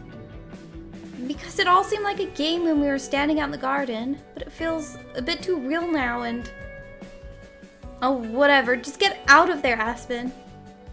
You sound like my grandmother. Shut up, Lucky. Lucky clicked her tongue. Since Aspen's in there already, we might as well ask her to take a few photographs. Didn't you want to see what the house was like? I do, but... Aspen searched in the pocket of her shorts for a mobile, but her fingers brushed against nothing but fabric. She blinked. She looked down at her feet, a sinking feeling inside her chest. Where was her phone? Oh, there was her phone, lying amongst the shards of glass from the shattered window. Much like the window, her poor old phone, which had lasted for so many years, was broken. There was a spiderweb of cracks running along the screen from where it had been dropped, and its silver casing was scuffed and dented. Hesitantly, Aspen bent down to retrieve it.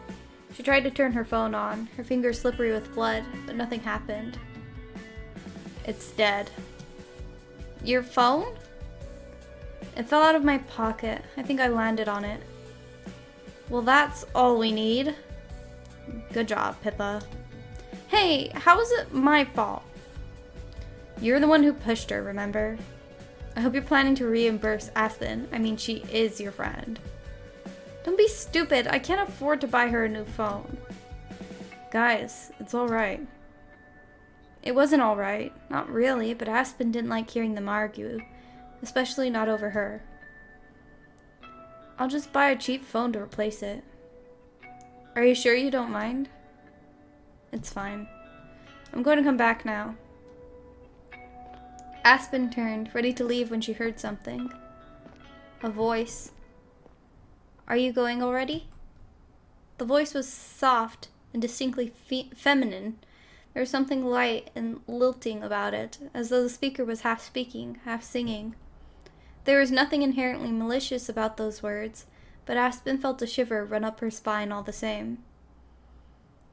Now don't look so anxious. I didn't mean you any harm. It just gets so boring sometimes, being on my own so often. This is the most fun I've had in a while. Hey Aspen, what are you waiting for? I told you to get back here. It seemed like Pippa couldn't hear the mysterious speaker. She, Aspen was sure it was a she, was talking so softly her voice could only reach Aspen's ears. But why? Who possessed that soft feminine voice? Who else was inside Miss Leigh's house, and just how long had they been in there? Aspen, come on. Stop playing around. Aspen felt her heart stammer inside her chest like the stuck keys of an ancient typewriter. It's called Winter Spice, and I feel like it is the best tea to pick for now. And it is the best tea. Part of her didn't want to know who the mysterious speaker was. Ignorance was bliss, after all. What would she do? For a second I thought I didn't push record again. I almost died. What would she do if, upon turning around, she happened to spot something no mortal eyes should ever see? A ghost? A phantom? Or maybe it was something she couldn't assign words to. Not so arbitrarily. The sensible side of Aspen wanted to slip out through the window without looking back. So you're just gonna obey your friend? What is she, your keeper? Do you always let yourself get pushed around like that? But another, slightly less sensible part of Aspen knew she couldn't be so hasty. This girl, whoever she was talking to her. She was addressing Aspen and Aspen alone, and Aspen couldn't remember the last time that had ever happened. Nobody wanted to talk to Aspen. She'd become something of a celebrity after she stumbled upon Miss Leigh's body. It was true, but the hype had soon died down. There was nothing interesting or unique about Aspen herself, with her boring black hair and her dull brown eyes. People looked at Pippa because she was loud and noisy, and people looked at Leigh because she was foreign and beautiful, but nobody looked at Aspen.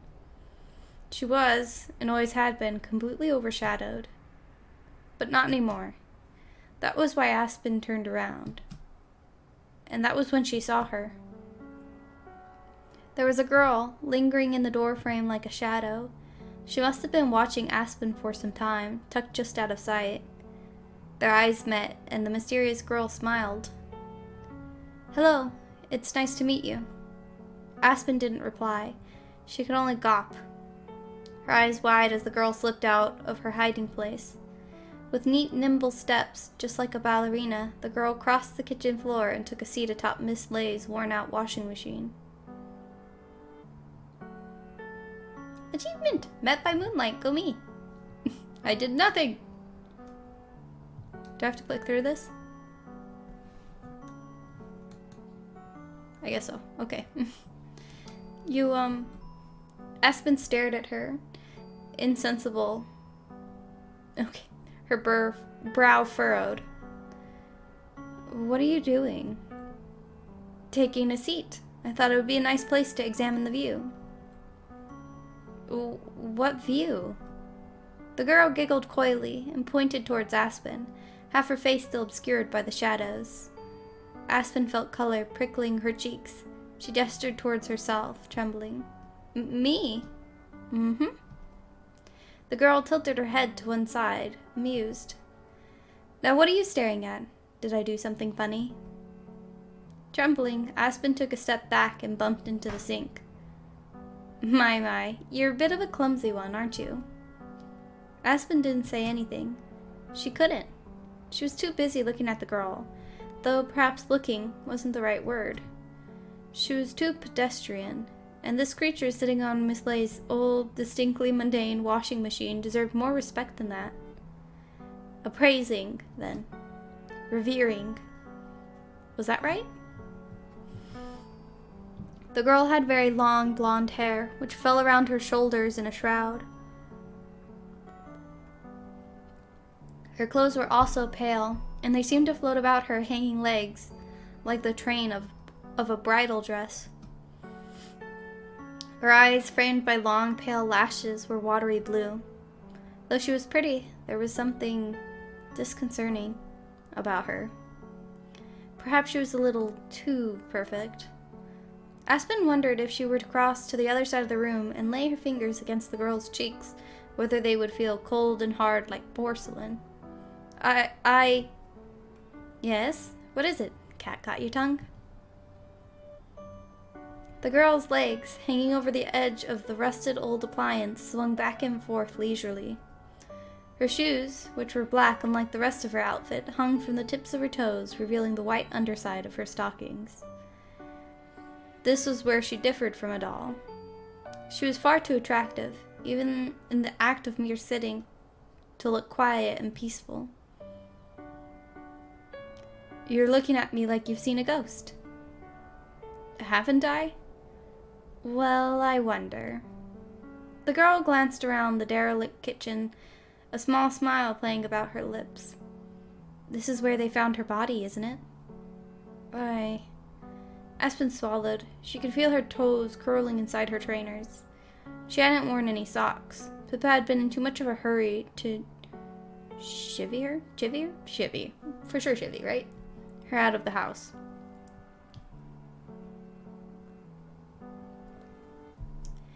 I'm the one who found her body. Really? The girl raised an eyebrow. Lucky you. That must have been thrilling. Frightening, more like.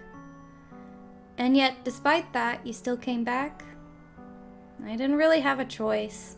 I didn't want to, but my friends. The ones yelling for you outside? That's right. They don't sound like friends to me.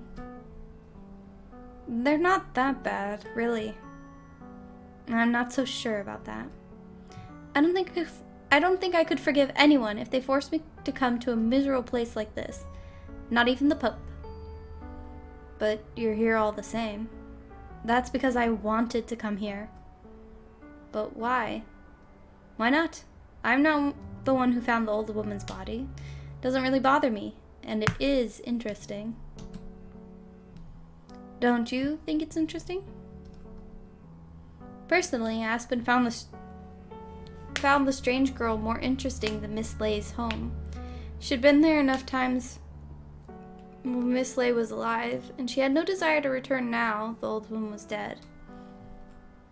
The house was much the same as ever, just darker and sadder and emptier. Aspen decided to sidestep that question. Instead, she looked at the girl and said, Do you come here often? Almost every night. I've never seen you here before. Not that Aspen made a habit of entering Miss Leigh's abandoned home. This was the first time in months.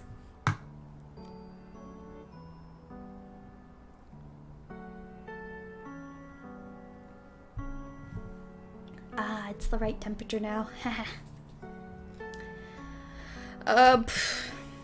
That'd be because some of us know how to make an entrance quietly. The girl grinned. You almost scared me out of my skin. You were lying on the floor for so long, I was worried you'd broken something. I was worried too. It's a good thing you're tougher than you look. The girl tittered, swinging her legs back and forth, and Aspen's face burned darker still. I'm surprised your friends didn't come in and help you. I don't need help, I'm fine. Besides, I don't want them worrying about me. Then can you really call them your friends? Yeah, I mean, I think they care about me. You keep telling yourself that, sweetie. Sweetie? I don't think they sound very friendly, but that's just my opinion, and nobody's ever cared about that. Huh? What makes you think that? Because it's true. Nobody listens to me. I'm listening. That's very kind of you, but... Aspen! Hey, Aspen, what are you doing in there? Maybe she really has seen a ghost. I thought you didn't believe in ghosts, Lucky. I don't. Then cut it out, you're scaring me.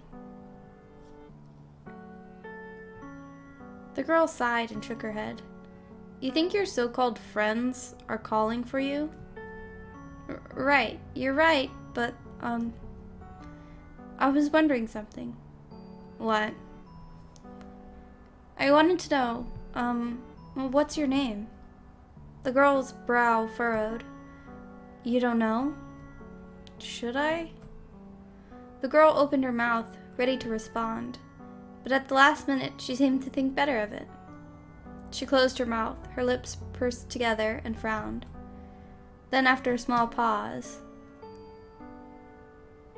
interesting. Okay, Althea. I beg your pardon? That's my name, silly. You can call me Althea.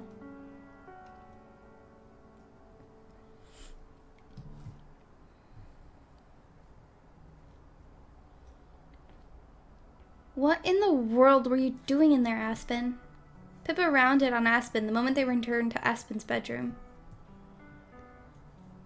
According to Aspen's digital clock, which sat on her bookshelf, it was 14 after. Past midnight. The expedition to Miss Leigh's home, or what had once been her home, and Aspen's discovery of the strange girl that lurked within it, had transpired in less than half an hour. To Aspen, however, it felt like a small century had gone by. I wasn't doing anything in particular. Nothing in particular? Pippa raised an eyebrow. You were doing nothing in particular in that house for ages.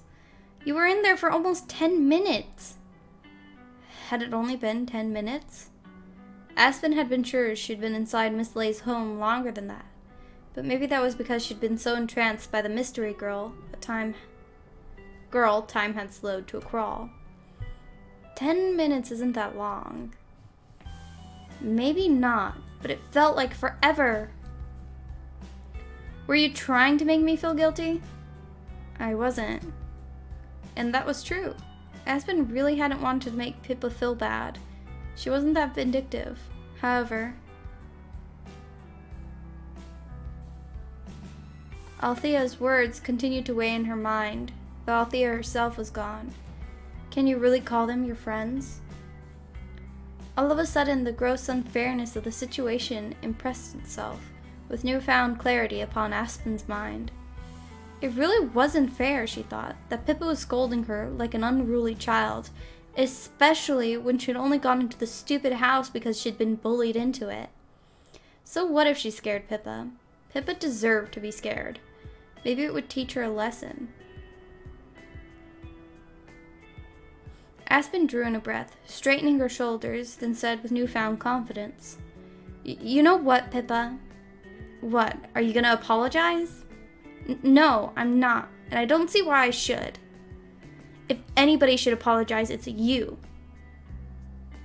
Huh? Pippa stared at Aspen as though she had grown an extra head. What are you going on about? I mean, everything that happened tonight is your fault. I didn't even want to go into that house. I only did it because of you. You forced me into it. You pushed me through the window, and I landed in a load of broken glass. I cut my hand, and I broke my phone, and now you're acting like I'm the one in the wrong because you're scared you went too far. Well, I'm sick of it. I'm not going to apologize, so you can stop feeling guilty. Oh, I put a break in there where there shouldn't have been one. I think you should feel guilty for once in your life. Maybe it'll help you grow up.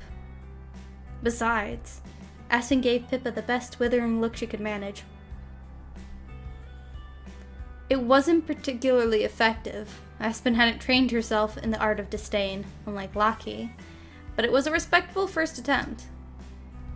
Truth or Dare is a stupid game. I don't want to play it with you ever again. I still haven't forgiven you for pushing me into the washing machine. You could have killed me. If I'd been a little unluckier, you could have finished me off today. Aspen turned her back on Pippa, arms folded. She didn't want to look at Pippa, or Lucky for that matter. Neither did she want to listen to Pippa's angry, self-righteous sputtering or half-hearted attempts to defend herself. She had had enough. She wasn't going to let Pippa push her around. They were both 16 now, for God's sake. They were finishing with secondary school, and they were going to start attending sixth form college in a couple of weeks. I don't know what that is. They were too old for all this nonsense. All of a sudden, Aspen felt incredibly tired. The previous night had been awkward, to say the least. After a little outburst, Aspen had wanted to distance herself from Pippa and Lockie as much as possible. That, however, had proven to be rather difficult, given both girls were sleeping over at our house and neither would be returning home until the following morning.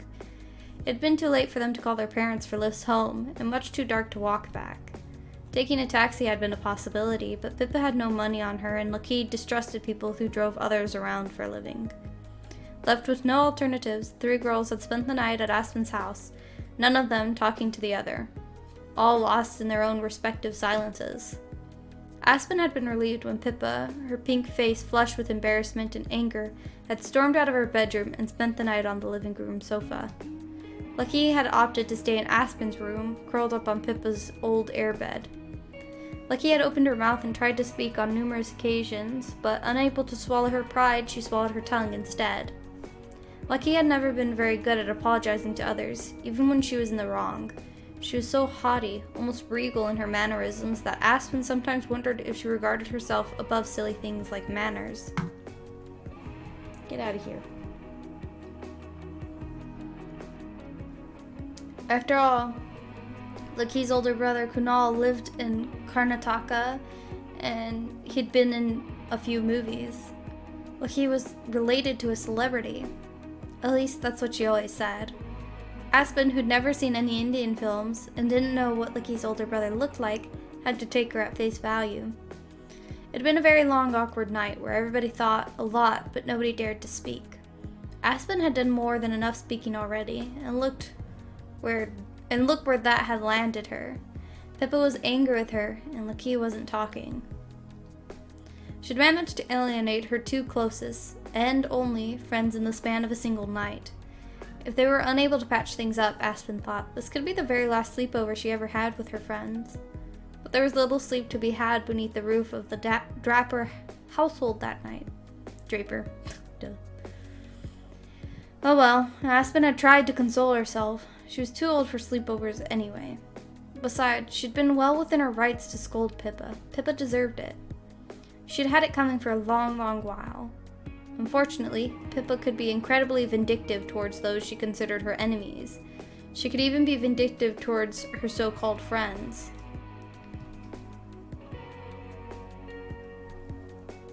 Aspen lay awake that night, restlessly wondering what Pippa would do to her when they started college in September.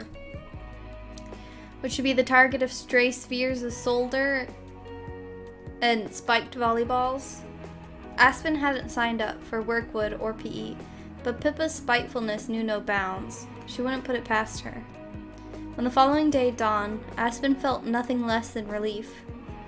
Pippa's mother came to pick her up at 11 o'clock, and Lucky's father arrived half an hour later. At long last, Aspen had the house to herself. Finally, she could be on her own.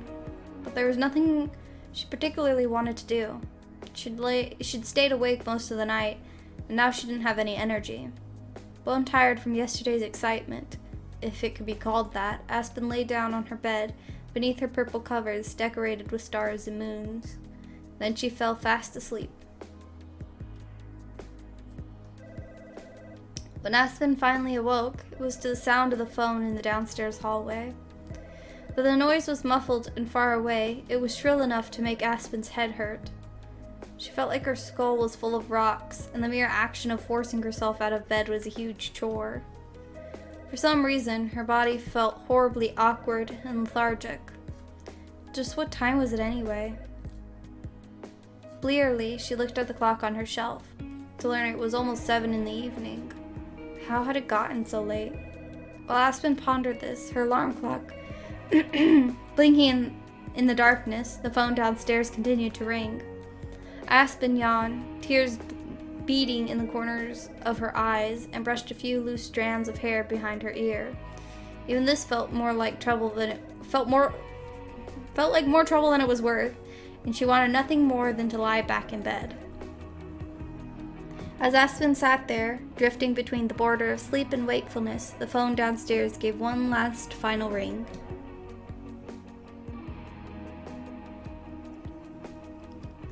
Silence reigned. Whoever it was had evidently given up. Was it a salesperson, perhaps? Someone from Virgin Media? But wasn't it a little too late to receive business calls?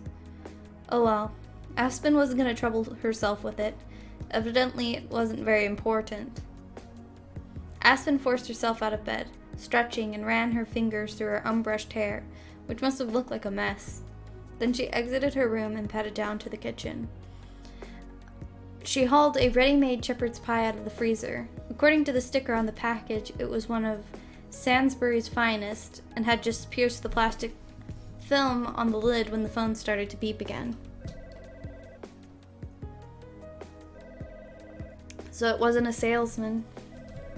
In fact, now that Aspen had managed to shake off some of the sleepiness that still clung to her, she had a pretty good idea about who was on the other end of her line. Her parents, derp. It was obvious, really. Who else would be so very desperate to speak to her? It could have only been her parents. And though it was hard to gauge by the regular ring of the house phone, they were most likely frantic. Abandoning the knife and the shepherd's pie on the kitchen counter, Aspen backtracked to the hallway and approached the phone. She surveyed it for a few moments, anxious, her face pale, well, paler than usual. She already knew what her mother would say, even before her fingers curled around the plastic case of the phone. Aspen? Aspen? Oh God, is that you? Where have you been? I've been ringing for hours. It wouldn't have been hours, of course, more like half an hour, but Aspen's mother could be quite dramatic about these things. Aspen was her only daughter, and she was a small, shy, sallow-skinned kind of daughter, and Penny felt it prudent to protect her. Penny hadn't wanted to go to the cruise without her daughter in the first place, even before the Miss Leigh debacle, but James had talked her into it. The two of them had booked the tickets, Penny reassured that her daughter would be fine on her own, just fine. And then Aspen found Miss Leigh's body. That would make any parent worry. Aspen winced.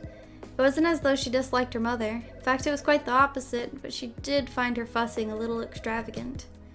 Penny had sent Aspen a barrage of texts only yesterday, asking her how she was, and if everything was all right, and if she had eaten any of the quiche that was left in the fridge. Couldn't her mother go one day without contacting her? And why did she need to use the house phone of all things?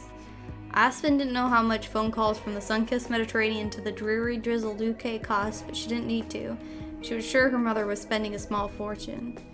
Why couldn't her mother text her, for goodness sake? but Aspen reflected that was no longer possible. Her phone was quite broken after a nasty fall, and the screen was cracked in dozens of places. The stupid thing wouldn't even turn on. If Penny had texted Aspen, and Aspen was sure she had, she would have no idea.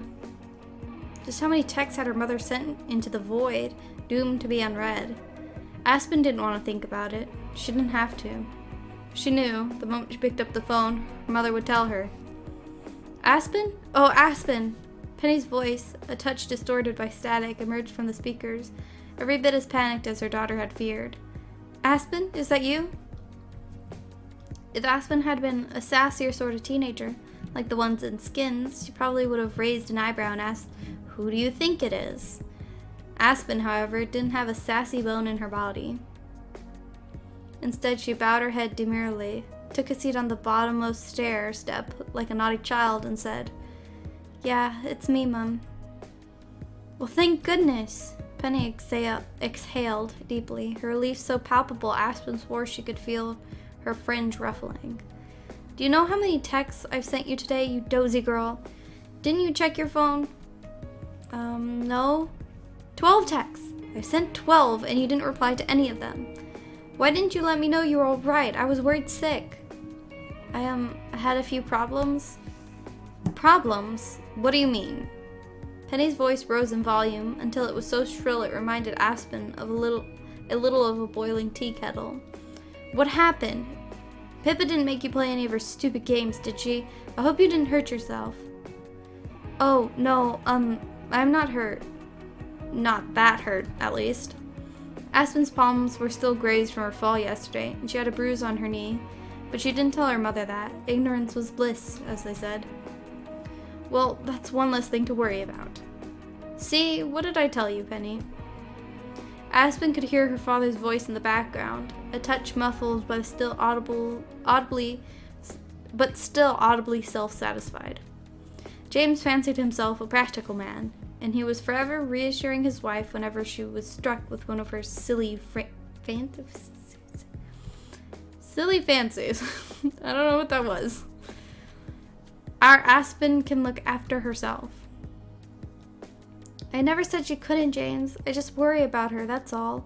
Isn't that what mothers are supposed to do?" "You're a wonderful mother, dear. But you're on holiday. You shouldn't spend every waking hour looking at your phone waiting for Aspen to reply to your texts."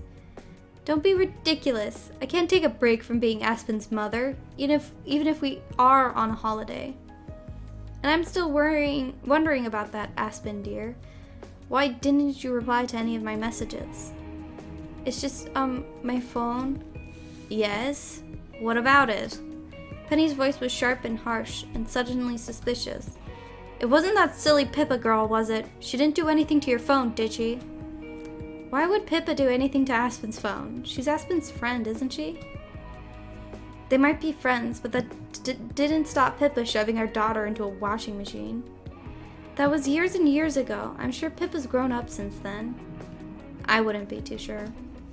Penny's voice was dubious, and for good reason. Chronic worrier though she might have been, Penny had good cause to worry about Aspen and the company she kept. Aspen was such a shy, retiring girl, while Pippa was so brash and loud that Penny suspected Pippa often took advantage of her daughter. It wasn't that Pippa was a bad person, not entirely, but she could be remarkably thoughtless at times. "What happened during your sleepover, dear? Pippa didn't do anything silly, did she?" "You're always picking on Pippa, Penny. Let the lass alone, why don't you?" "I can't, James. Not until I get to the bottom of this." "Aspen, are you still there?" "Yes, I'm here." "What happened, dear? Won't you tell me?" "Well, about my phone." Aspen bit her lip and looked at her feet. She was wearing the same pair of black socks she'd worn yesterday, and the day before that. There was a hole in one of the toes. If her mother could see the state of her socks, Aspen knew she'd be in for a scolding. But Aspen reflected with a sigh. Her mother would scold her all the same when she learned what had happened last night. If Penny knew her only daughter had broken into Miss Leigh's home, she'd never hear the end of it. It was probably best, then, to be a little economical with the truth. It's broken. Broken? Yes, that's right. But you've had that phone for years and you've never had any problems with it. It was supposed to last. It did last. She had it for years. If she had it for years, maybe it's time she got a new one. Be quiet, James. Aspen hardly uses her phone. What does she need a fancy one for? Besides, a brand new model will just get pinched. And older models will break after so long, dear. Rubbish. Phones don't just break, not on their own. How did it happen? It wasn't Pippa, was it? It was an accident. Well, I'd hope it was an accident. So tell me, did Pippa want to try some stupid stunt she'd seen on YouTube? Did she drop it down the stairs or into the sink? That sounds like the sort of thing she'd do. I don't like this lady. She's too aggressive with children. It wasn't that. Aspen's mind raced as she tried to think of a suitable excuse. How could she fob her mother off? What would sound believable? Maybe something like, we were doing cartwheels in the garden, and I didn't realize my phone was in my pocket. It fell out and it hit the ground, and then it just stopped working. It wasn't the most convincing of excuses. It seemed unlikely Aspen's tenacious brick of a phone wouldn't survive such a fall, but it was the best Aspen could come up with. There was a long, unpleasant silence on the end of the line, broken by the sound of static. Aspen shifted on the stairs, her head resting against the banister and her dark hair falling off her shoulders. Her mother was angry. That much was painfully evident, even by, or especially by, her silence. Eventually, after a pause, cartwheels? That's right, cartwheels. And why on earth were you doing cartwheels in the garden? Aren't you a little too old for that? Well, Oh, don't be such a killjoy, Penny. Aspen's only a teenager, and you know, teens will be teens. I don't believe it. Aspen's never been into sports. She wouldn't do cartwheels in the garden for no good reason. She did go to ballet, Pen. Yes, and look how well that turned out. Aspen winced. She knew her mother had her best interests at heart. At least she hoped she did. But her words were rather cutting at times. Aspen knew she hadn't been very good at ballet, but she hadn't been that terrible, had she? And why were you doing cartwheels? Wait, don't answer. Let me guess. Pippa put you up to it, didn't she?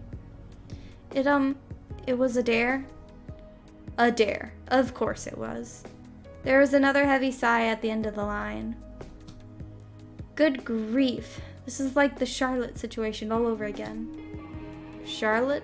That's a name I haven't heard in a long time. Didn't she go to Aspen's ballet class? For a while, yes. Don't you remember her? She was a simpering little thing.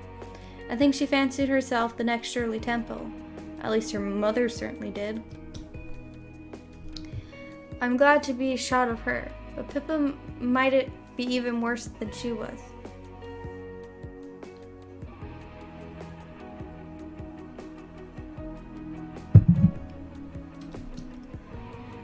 So your phone is totally broken? That's right. The screen's all cracked and it won't turn on. Well, that's all we need. If I can't text you, I'll just have to call you every day on the landline. Though Lord knows how much that will cost. I shudder to think of how much I've spent already. Oh no, you don't need to do that. I'll be fine. I promise. You say that, but we've only been gone a couple of days and you've already broken your phone. She's had it for years, Pen. I'd say it's high time she got a new one. And you're paying for it, are you? I don't see why not. It can be a present, since our Aspen did so well in her GCSEs.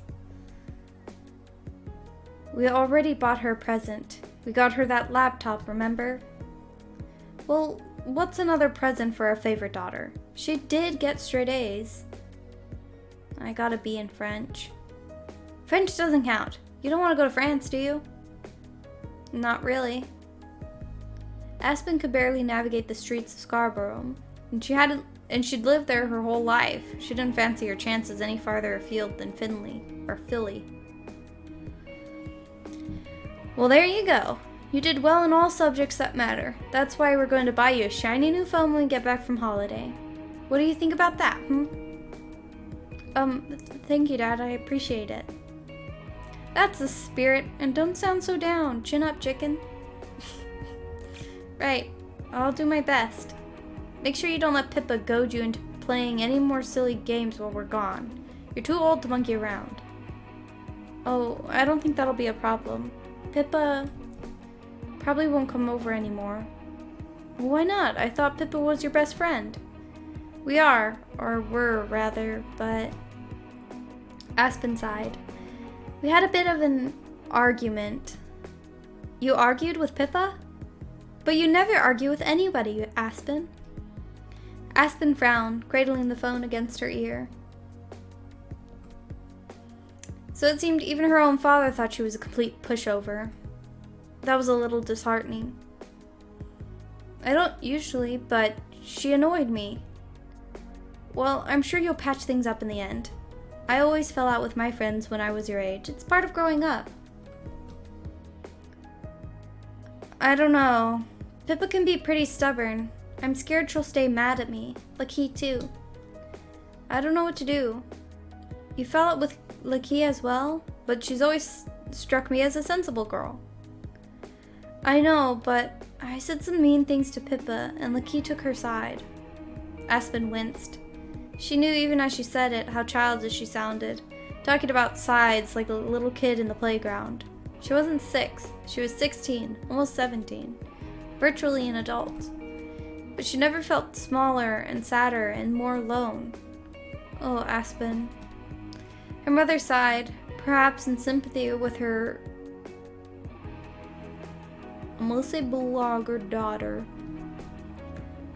I'm sure it'd be fine. Things will work out in the end. Just you wait. I don't understand how anybody could be so angry with a sweet girl like you. Just don't hurry to make up with Pippa too quickly. I think I'd feel safer without her in our home when we're away on holiday. With her out of the picture, she won't be able to break anything else. Slade is so rude. After finishing the lengthy and no doubt expensive phone conversation with her parents, Aspen went back to the kitchen to warm up her dinner. The shepherd's pie eaten, Aspen then retreated back to her bedroom. She leant back in her bed, flicking through a book, but she wasn't really paying attention to it. She was too distracted by her thoughts, though they weren't surprisingly enough about Pippa or even about their argument. A figure kept winding? Suppose it's winding? In and out of her mind, like the waves against the scrubby Scarborough shores.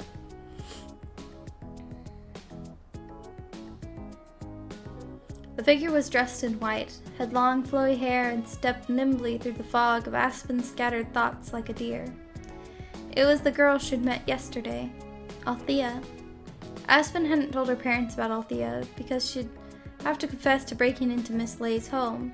She didn't want her parents, particularly her mother, to know she'd gone there last night. She didn't want her mother to worry.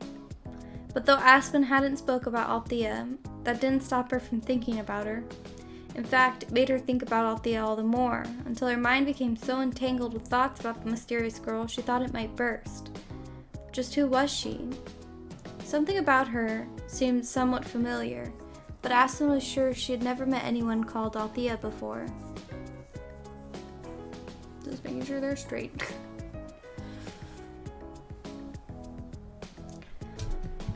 It was funny. That was the name that Miss Leigh had so often called Aspen during their little tea parties. Was it a coincidence, or was there something more to it?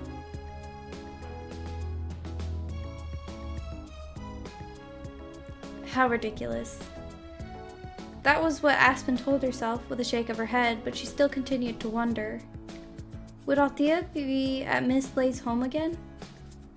Althea had implied during their brief talk yesterday that she often visited Miss Leigh's old home, though Aspen couldn't imagine why. It was true, there wasn't an awful lot to do in Scarborough as a 16-year-old, but Miss Leigh's house was hardly a point of public interest. Althea must have heard about the dead woman and taken an interest. Aspen supposed it was nothing more than morbid curiosity. There had been several girls at Aspen's old school, Graham's secondary, who dyed their hair black and wore dark makeup to the chagrin of their head of year, and they were always talking about satanic cults and serial killers. The correct category for these kinds of girls was probably goth, but most of Aspen's classmates called them nutters. That label didn't seem to fit Althea, though. She hadn't been wearing black. Neither had she seemed particularly fascinated by the likes of Ed Gein or Ted Bundy, but you never knew. To reiterate the previous point, Scarborough wasn't particularly interesting. There wasn't much to do, really, other than go to the beach, and that, along with the old amusement arcades and the funiculars, were thin when you'd been living there your whole life. Maybe Althea wasn't interested in satanic cults and serial killers after all. If she was, Aspen wouldn't blame her. There were many things about Althea Aspen was unsure of, but there was one thing she did know. She wanted to see her again. No, it wasn't just that. She needed to see her again. Curiosity burned in Aspen's chest. She couldn't shake it, no matter how hard she stared at her book. She needed to know if Althea was a faint, fleeting hallucination, or if she was a real mortal like her. And embarrassing though it was to admit, Aspen didn't want Althea's only impression of her to be of a wide-eyed waif. Her palm bleeding, dressed in the old black shirt she'd slept in for the last 2 weeks. And so, when the clock on her shelf read, 8, 10 my time. I don't know how to read time. That isn't in AM PM. Am I stupid? I don't know. The night sky was pitch black. Aspen left her bedroom. Did you just say 22? She put her trainers on by the front door, which were scuffed from age and filled with sand. When you lived by the sea, your shoes were always filled with sand, and made her way over to Miss Leigh's house. The house looked a little less imposing than it had yesterday. The windows were still boarded up. The garden was an overgrown tangle of weeds. The broken window at the back of the house was dark and gaping, like a gash, or a wound, or a mouth without teeth. Once more, James's teasing words, which sounded less teasing and more ominous now, repeated in Aspen's mind. "Abandon all hope, ye who enter here." But, though chills ran down Aspen's spine and her fingers trembled, her heartbeat remained surprisingly steady. The moon, hanging cold and round in the night sky, shone down on Aspen, not like a prison searchlight, but almost like a concerned friend, a guardian. It was watching over her. Of that Aspen was sure. The wind blowing discordantly through the yellowing leaves of Miss Leigh's pear trees failed to chill the teenage girl. Neither did the swaying of the overgrown grass around her trainers, or the faint hooting of the nightjars and the squawks of distant seagulls. Now Aspen knew what lurked beyond the window. Yesterday, lost in a sea of self-doubt, Aspen had let her imagination run wild. She had seen ghosts and phantoms flittering hither and thither. While homeless men with unshaven faces and rough hands stole plates and cutlery and threatened defenseless teenagers they happened to meet. Now these eerie imaginings seemed trite, almost childish.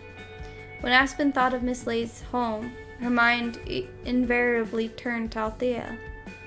Aspen hoped the other girl really was there. Then she might not be mad after all. It would prove the events of yesterday had been real, and she hadn't lost her temper at Pippa over a vague imagining.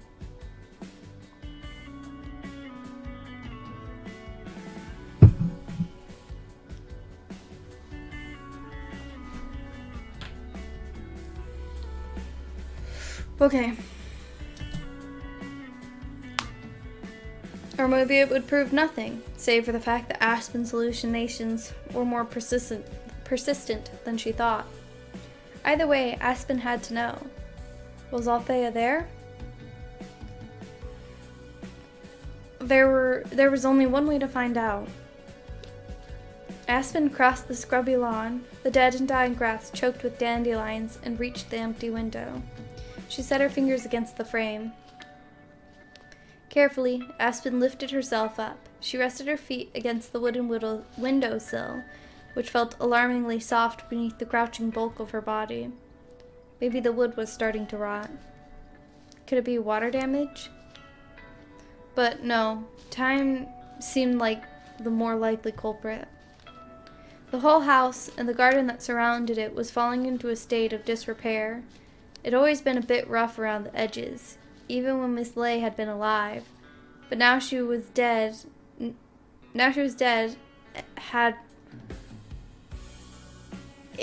Okay, that's the word I was missing. It had really gone to seed.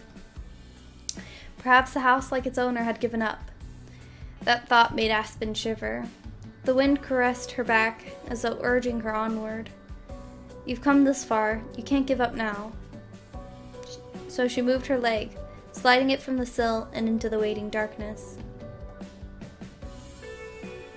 Aspen was more careful this time. She moved from the sill to the counter, taking care to avoid the sink and its rusty taps. Then she let herself down, the soles of her feet meeting the floor with a dull thud. Dust swirled in the air the moment her shoes touched the floor. She coughed. As Aspen pressed her fingers against her mouth, trying to stifle her sneeze, she heard it. A girl's voice. So you came back. I didn't think you would. Still coughing, Aspen lifted her head, eyes beating with tears, and blinked. There, sitting on the edge of the washing machine, was the girl, Althea. So she hadn't been a hallucination after all. But though Aspen could see Althea in front of her, she didn't feel particularly real. Why would a girl, and such a pretty one at that, spend her nights sitting in Miss Leigh's old home, all on her own? It didn't make any sense. For the present, however, Aspen was there, and so was Althea, and they both seemed solid enough. It was all too real to be a dream. Aspen's imagination might have netted her an A+ on her English literature exam. It was the only exam she'd done better in than Lucky. But it wasn't that good. Yeah, I came back. Well, you don't need to say that. I can see that for myself, silly. I'm sorry. Aspen's cheeks flushed, and she ducked her head, suddenly shy. Althea noted her embarrassment and laughed.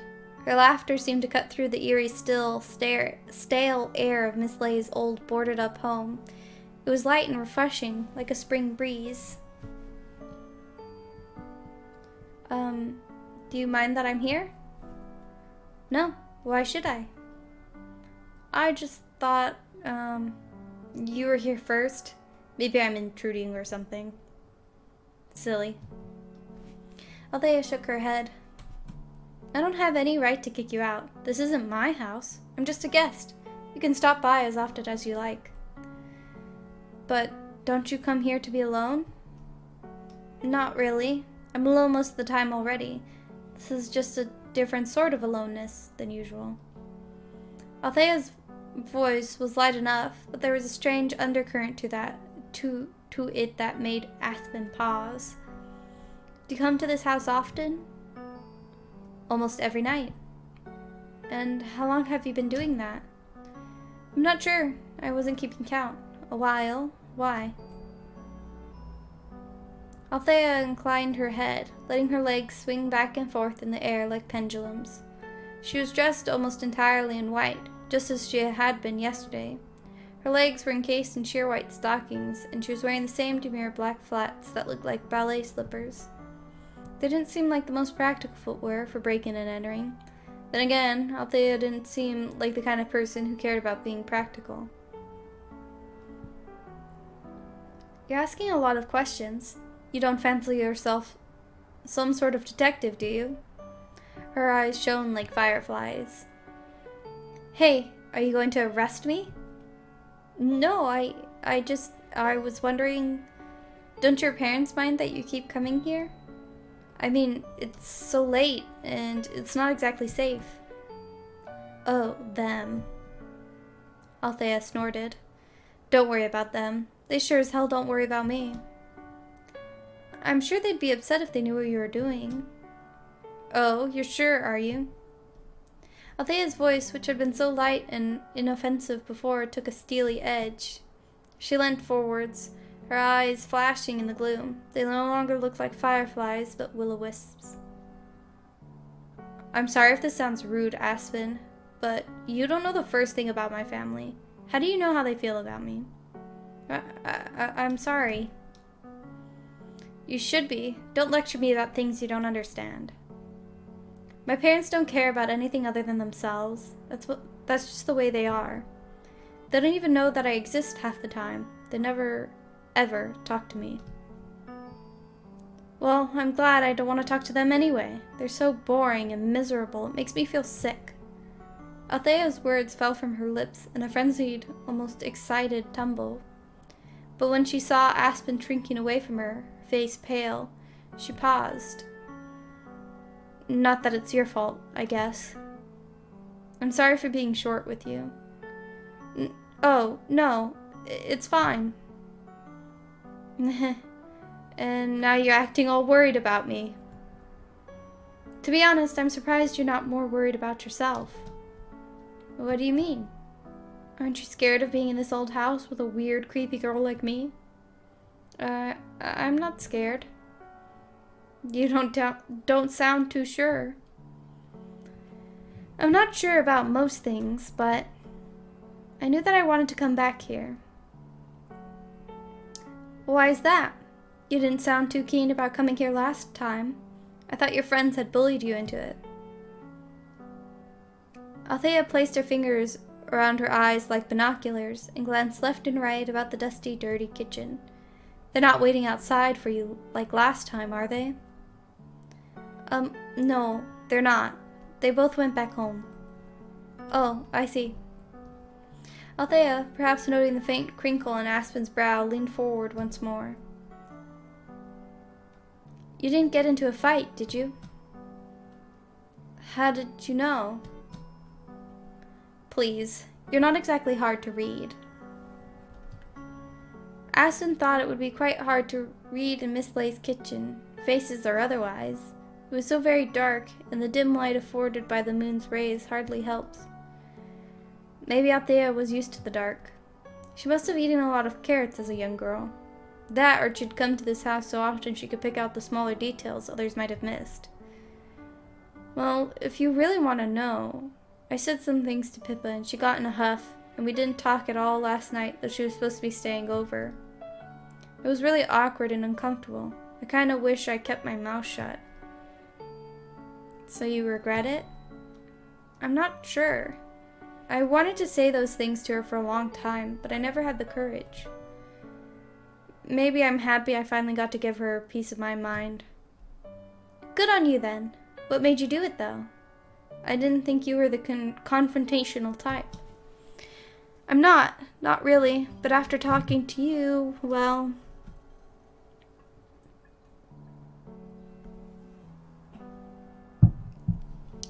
You stood up for yourself because of me? I guess. Aspen's cheeks turned pink again. She ducked her head, trying to hide behind her hair. Aspen's hair almost blended in with her darkened surroundings. It looked like the air itself had taken a bite out of her face. You encouraged me, I guess. Maybe that's why I came back. I wanted to thank you. Oh, don't worry about it. I help girls, especially pretty ones like you, for free. Aspen's face flushed redder still. It seemed unfair that her own cheek should blister quite so badly, while Althea's remained white and milky. Did she not have a single ounce of shame in her body? How could you call her, a perfect stranger, pretty? Despite Althea's ethereal.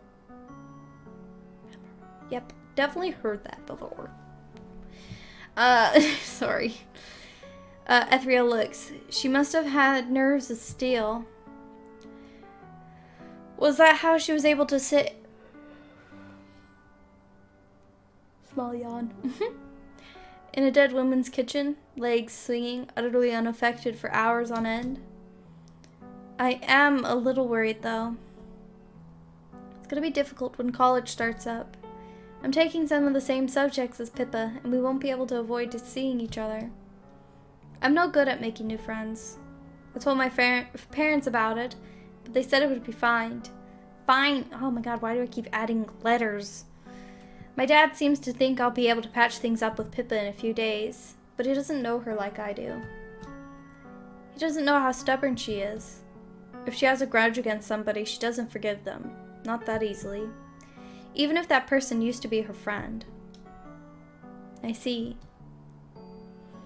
Well, as this is partially my fault, I should try and make it up to you. Why don't you be my friend instead? Ah? Aspen's head jerked upwards. She stared at Althea, her eyes a little too wide. Aspen had never even considered such an arrangement. She wouldn't have dared. She and Althea, despite having alternative names, seemed to exist in two completely different worlds.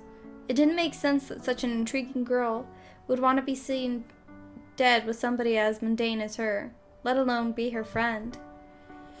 But Aspen's world had been strange and topsy-turvy ever since she had found Miss Leigh in her kitchen last December, her eyes rolled back and her mouth open. Aspen had thought, after 6 long months, she'd finally managed to return to a state of normality, but now she wasn't so sure. She wasn't sure about anything. Is that really all right? Why wouldn't it be? But I mean, why would you want to be my friend? It's not like I'm interesting or anything. In fact, I'm really plain. If that wasn't enough, Aspen's mother still saw fit to buy her daughter's clothes, though she was 16 years old. If that wasn't sad, Aspen didn't know what was. But to her surprise, here's a crazy idea. I want to be your friend because I like you. But you hardly know me. Althea tutted. Maybe I don't know you well, but I do know you're fun to tease. You turn red easily, and though you're kinda shy, I think you have some serious guts. Most people would be too scared to come to a place like this, but you did. You came back not once, but twice. That's why I like you. That's why I want to be your friend. You're wasted on Pippa. You deserve better. My legs are tired, so I have to sit with one of them up. That's so much better. I think you're much more interesting than I am, but... Oh, spacebar. If you really don't mind, I think I'd like to be your friend. That's my line, silly. I hope you don't mind hanging out with a weirdo like me. For all you know, I could be a ghost. I don't think you're a ghost. Why not? You seem much too... Aspen frowned, her brow furrowing, as she searched for the right word. She'd only known Althea for 2 nights, but she had a whole wealth of adjectives she could use in conjunction with her. None of them fit quite right, though. Althea almost seemed to defy description. Maybe it was because of her surroundings. Miss Leigh's kitchen seemed so very dead, whereas Althea, you're so alive. Only when I'm around you. You might not believe it, but most of the time I'm quiet as all get out. You're right, I don't believe it. And you don't believe I'm a ghost either? Not for a second. You're way too solid. Oh, are you saying I'm fat? Of course not, don't be stupid. Althea was so slender, almost to the point of alarm. Her sternum so pronounced, the jutting bones looked like blades. Well, I wonder. Sometimes, when I've been sitting in this house for a few hours, I start to feel like a ghost. There's nobody else here, and it's too quiet. It's easy to trick myself into thinking that I died along with the house. Althea hung her head. Her voice was wistful and far away, as though she was looking deep, deep, deep into the past. It was strange, though. Althea didn't look that old, though it was hard to tell in the darkness. Aspen thought she must have been around her own age. Surely most 16-year-olds didn't have that much past to reflect on. Hey, Aspen. What is it? I was wondering. You're the first person I've seen in this house all summer. In fact, you're the first person I've really spoken to, full stop. Can you help me prove that I'm really real? Sometimes I feel like I'm going to fade away, and it's scary. I can try, but how can I prove something like that? It's simple. Althea jumped down from the washing machine. Her black flats made a dull, dimensionless thud against the floor. She certainly sounded real enough. From what little Aspen knew of ghosts, they didn't make mundane noises like that. Didn't they prefer moans and cries and rattling chains? You said we could be friends, right? Right. Then let's make it official. Althea took a step towards Aspen. Aspen, for whatever reason, felt a sudden urge to take a step back. But that was foolish, wasn't it? Althea wasn't a ghost. Though she enjoyed spending her free time in a house of a dead woman, that didn't mean Althea herself was a corpse. Teenage girls often enjoyed grimmer things than the general public suspected. Why else were fights to the death and political revolutions so popular in young adult fiction? But even so, Aspen couldn't quite shake the suspicion that something was off, no matter how subtle, about her new companion.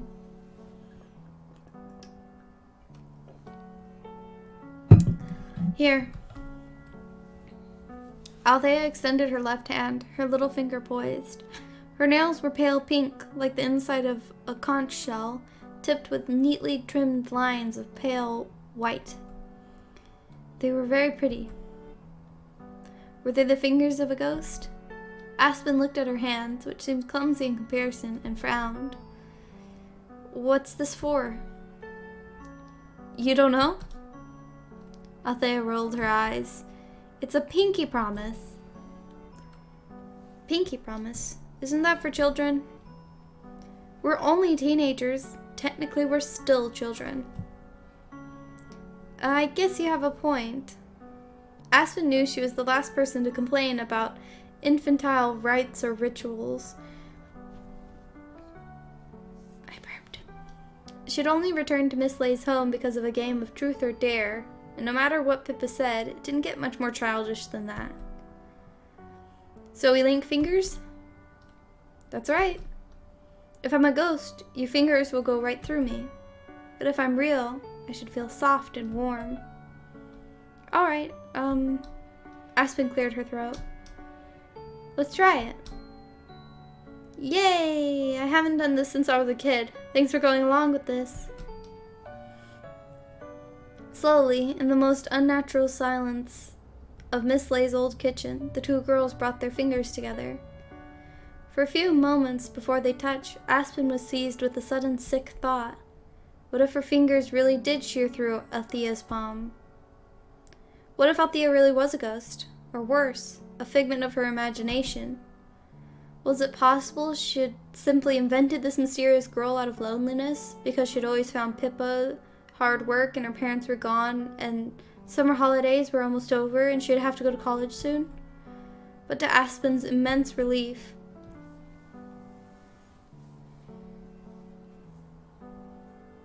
under her spell. That's the achievement we got.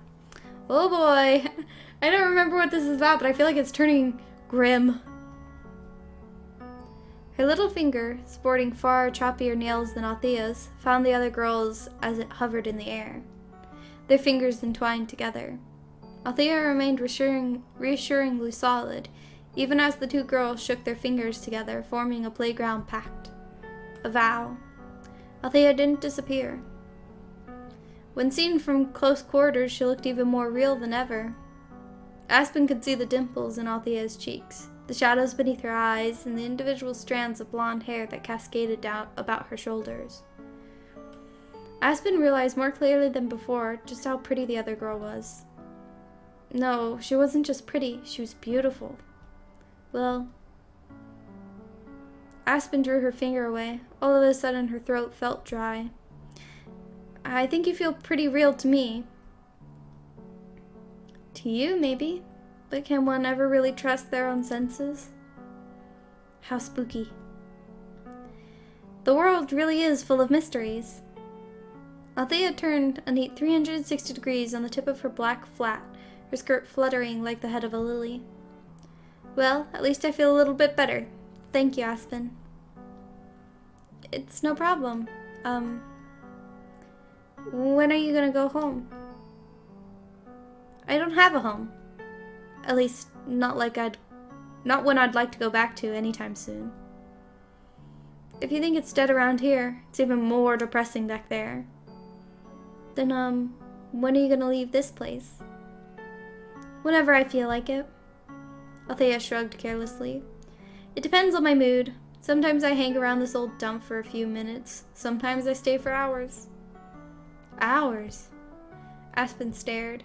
She couldn't imagine braving such a dark, oppressive atmosphere for so long. Ghostly images of the recently departed Miss Leigh would drive her crazy. But Aspen reflected. Althea had never met Miss Leigh before. She didn't know what it had been like coming face to face with a dead woman in this very kitchen. What are you even doing here for hours? I sit and read, mostly. How can you see in the dark? I have a torch, obviously. Obviously. Do you ever look through the old rooms? I've done a little exploring, but there's not much to see. People came and nicked most everything of value. Althea glanced at the washing machine, which was tucked away in the corner by the door. Everything they could manage to fit through the window, anyway. Do you think it'd be alright if I had a look around too? Well, why are you asking me, Dopey? Like I said, this isn't my house. Right. Aspen's cheeks colored at the insult, but it was so childish, not at all like some of the words the boys at Graham's were capable of spouting. Didn't really bother her. She'd heard worse. Dopey, by contrast, was almost endearing. It made Aspen think of the dwarves from Snow White. Spurred on by newfound curiosity, Aspen began to search about the kitchen. A small part of her worried that she was being disrespectful to Miss Leigh's memory. Wasn't opening these drawers and cupboards tantamount to robbing a pharaoh's tomb? But Miss Leigh hadn't been buried inside her home, Aspen reasoned. And anyway, Miss Leigh wouldn't have minded even if she had been alive. Miss Leigh had always liked it when Aspen took an interest in her ornaments, her paintings, and her potted aloe plants. She liked answering Aspen's questions. As Aspen examined the kitchen she searched, not for physical objects, but memories.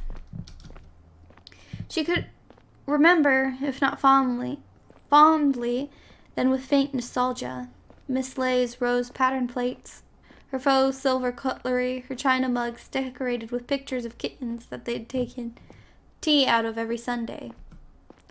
But to Aspen's disappointment, oh no, like the nursery rhyme about old Mother Hubbard, all the cupboards and drawers were bare. Althea had been right. People had stolen everything, even the bits and pieces that couldn't be worth all that much, like the old-fashioned potato peelers and the cookie molds that Miss Leigh's lovely old teapot. All that remained unnoticed or unwanted was a rusty old bread knife rattling around its lonesome in the back of what had once been the cutlery drawer.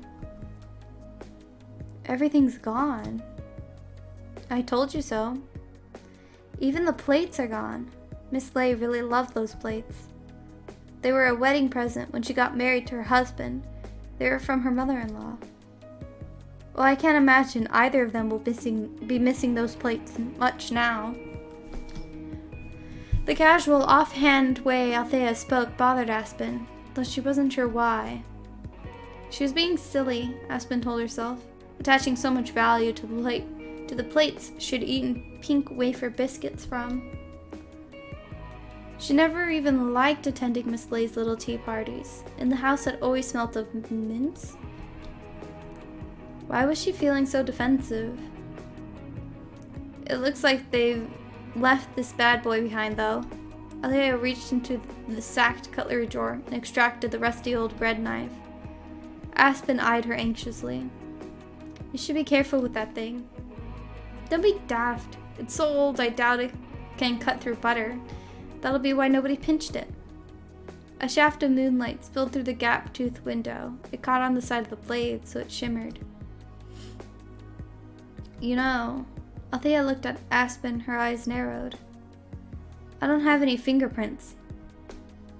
This was such a bizarre, non sequitur, Aspen wasn't sure what to say other than, excuse me? You heard what I said. I don't have any fingerprints. I was born without them. That isn't true. You're teasing me. No, I'm not. I'm being perfectly honest. The pads of my fingers are completely smooth. They've always been like that. I could go through this house touching absolutely everything, and nobody would know I'd been here.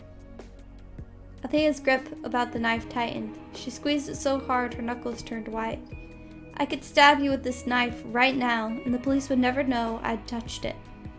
They'd probably think you committed suicide. Now wouldn't that be an interesting murder? Agatha Christie, eat your heart out. Aspen eyed the blade of the knife uneasily. Though the blade was rusted like Althea said, she still didn't like the thought of it being plunged into her neck. Her skin would tear away, just like wrapping paper. Then she'd start bleeding. Even a blunt, rusty knife could cause a lot of damage when presented with a canvas of unsullied human skin. I don't know if you're joking, but it's not funny. I'm not joking. I'm being perfectly honest. But I guess honesty isn't always the best policy. Not when you're talking about murder, no. Sorry, I was just kidding around. It's not like I'd really kill you, you know? I hope not. Althea smiled apologetically and shrugged her shoulders.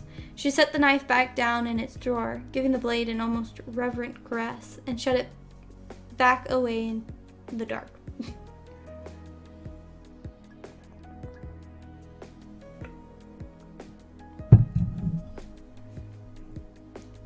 Boop. I guess my thoughts can be a little messed up sometimes. I've been spending too much time in this old house, reading about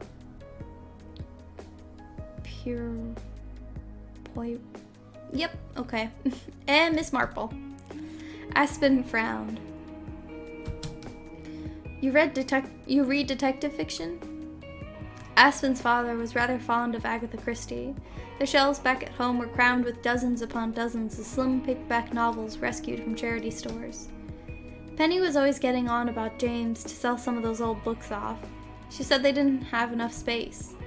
James, being James, ignored her and made jovial remarks about his wife being the next Marie Kondo. Penny was not impressed. Bits and pieces. The dearly departed left a huge collection of books behind, and I was going through them. You've been reading a dead woman's books? Well, why not? They're about the only things that didn't get stolen, and her collection is pretty interesting. Do you want to take a look? It's more exciting than the kitchen, at least. Well, Aspen frowned. For a few moments, she felt unsure. Althea was pretty, yes, and she was bubbly and exuberant and mostly fun to talk to. But her sadistic jokes and her macabre sense of humor seemed a fair indication that all was not entirely right with her. Who joked about committing murder, particularly with someone they barely knew? But Aspen had made a pinky promise, and that formed a binding contract that couldn't be broken. Aspen had vowed she'd be Althea's friend, and she didn't want to go back on her word. She didn't want to let Althea down. And so it was, with a small smile, Aspen finally acquiesced. Oh, well, all right then. Great, let's take a look. I'll lead you on a guided tour of what was once Miss Leigh's home. I'm the one who used to come to this house every Sunday. I think I could give a better tour than you. Yeah, but you only knew this house when it was alive. You haven't seen much of it now. It's dead. Aspen opened her mouth, ready to say, what? Althea was being ridiculous, or as she herself had termed it, dopey. The layout of Miss Leigh's house hadn't changed after her death, though Miss Leigh's belongings were more scuffed and dirty and dusted than they had been what belongings that hadn't been stolen, at least. The house was still the same house. At least it was, logically. But the logic didn't always apply to reality.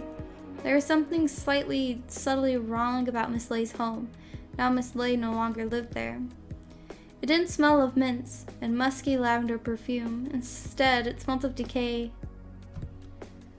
Maybe Althea was right. Maybe the house had changed in some great, irreversible way since Miss Leigh's death.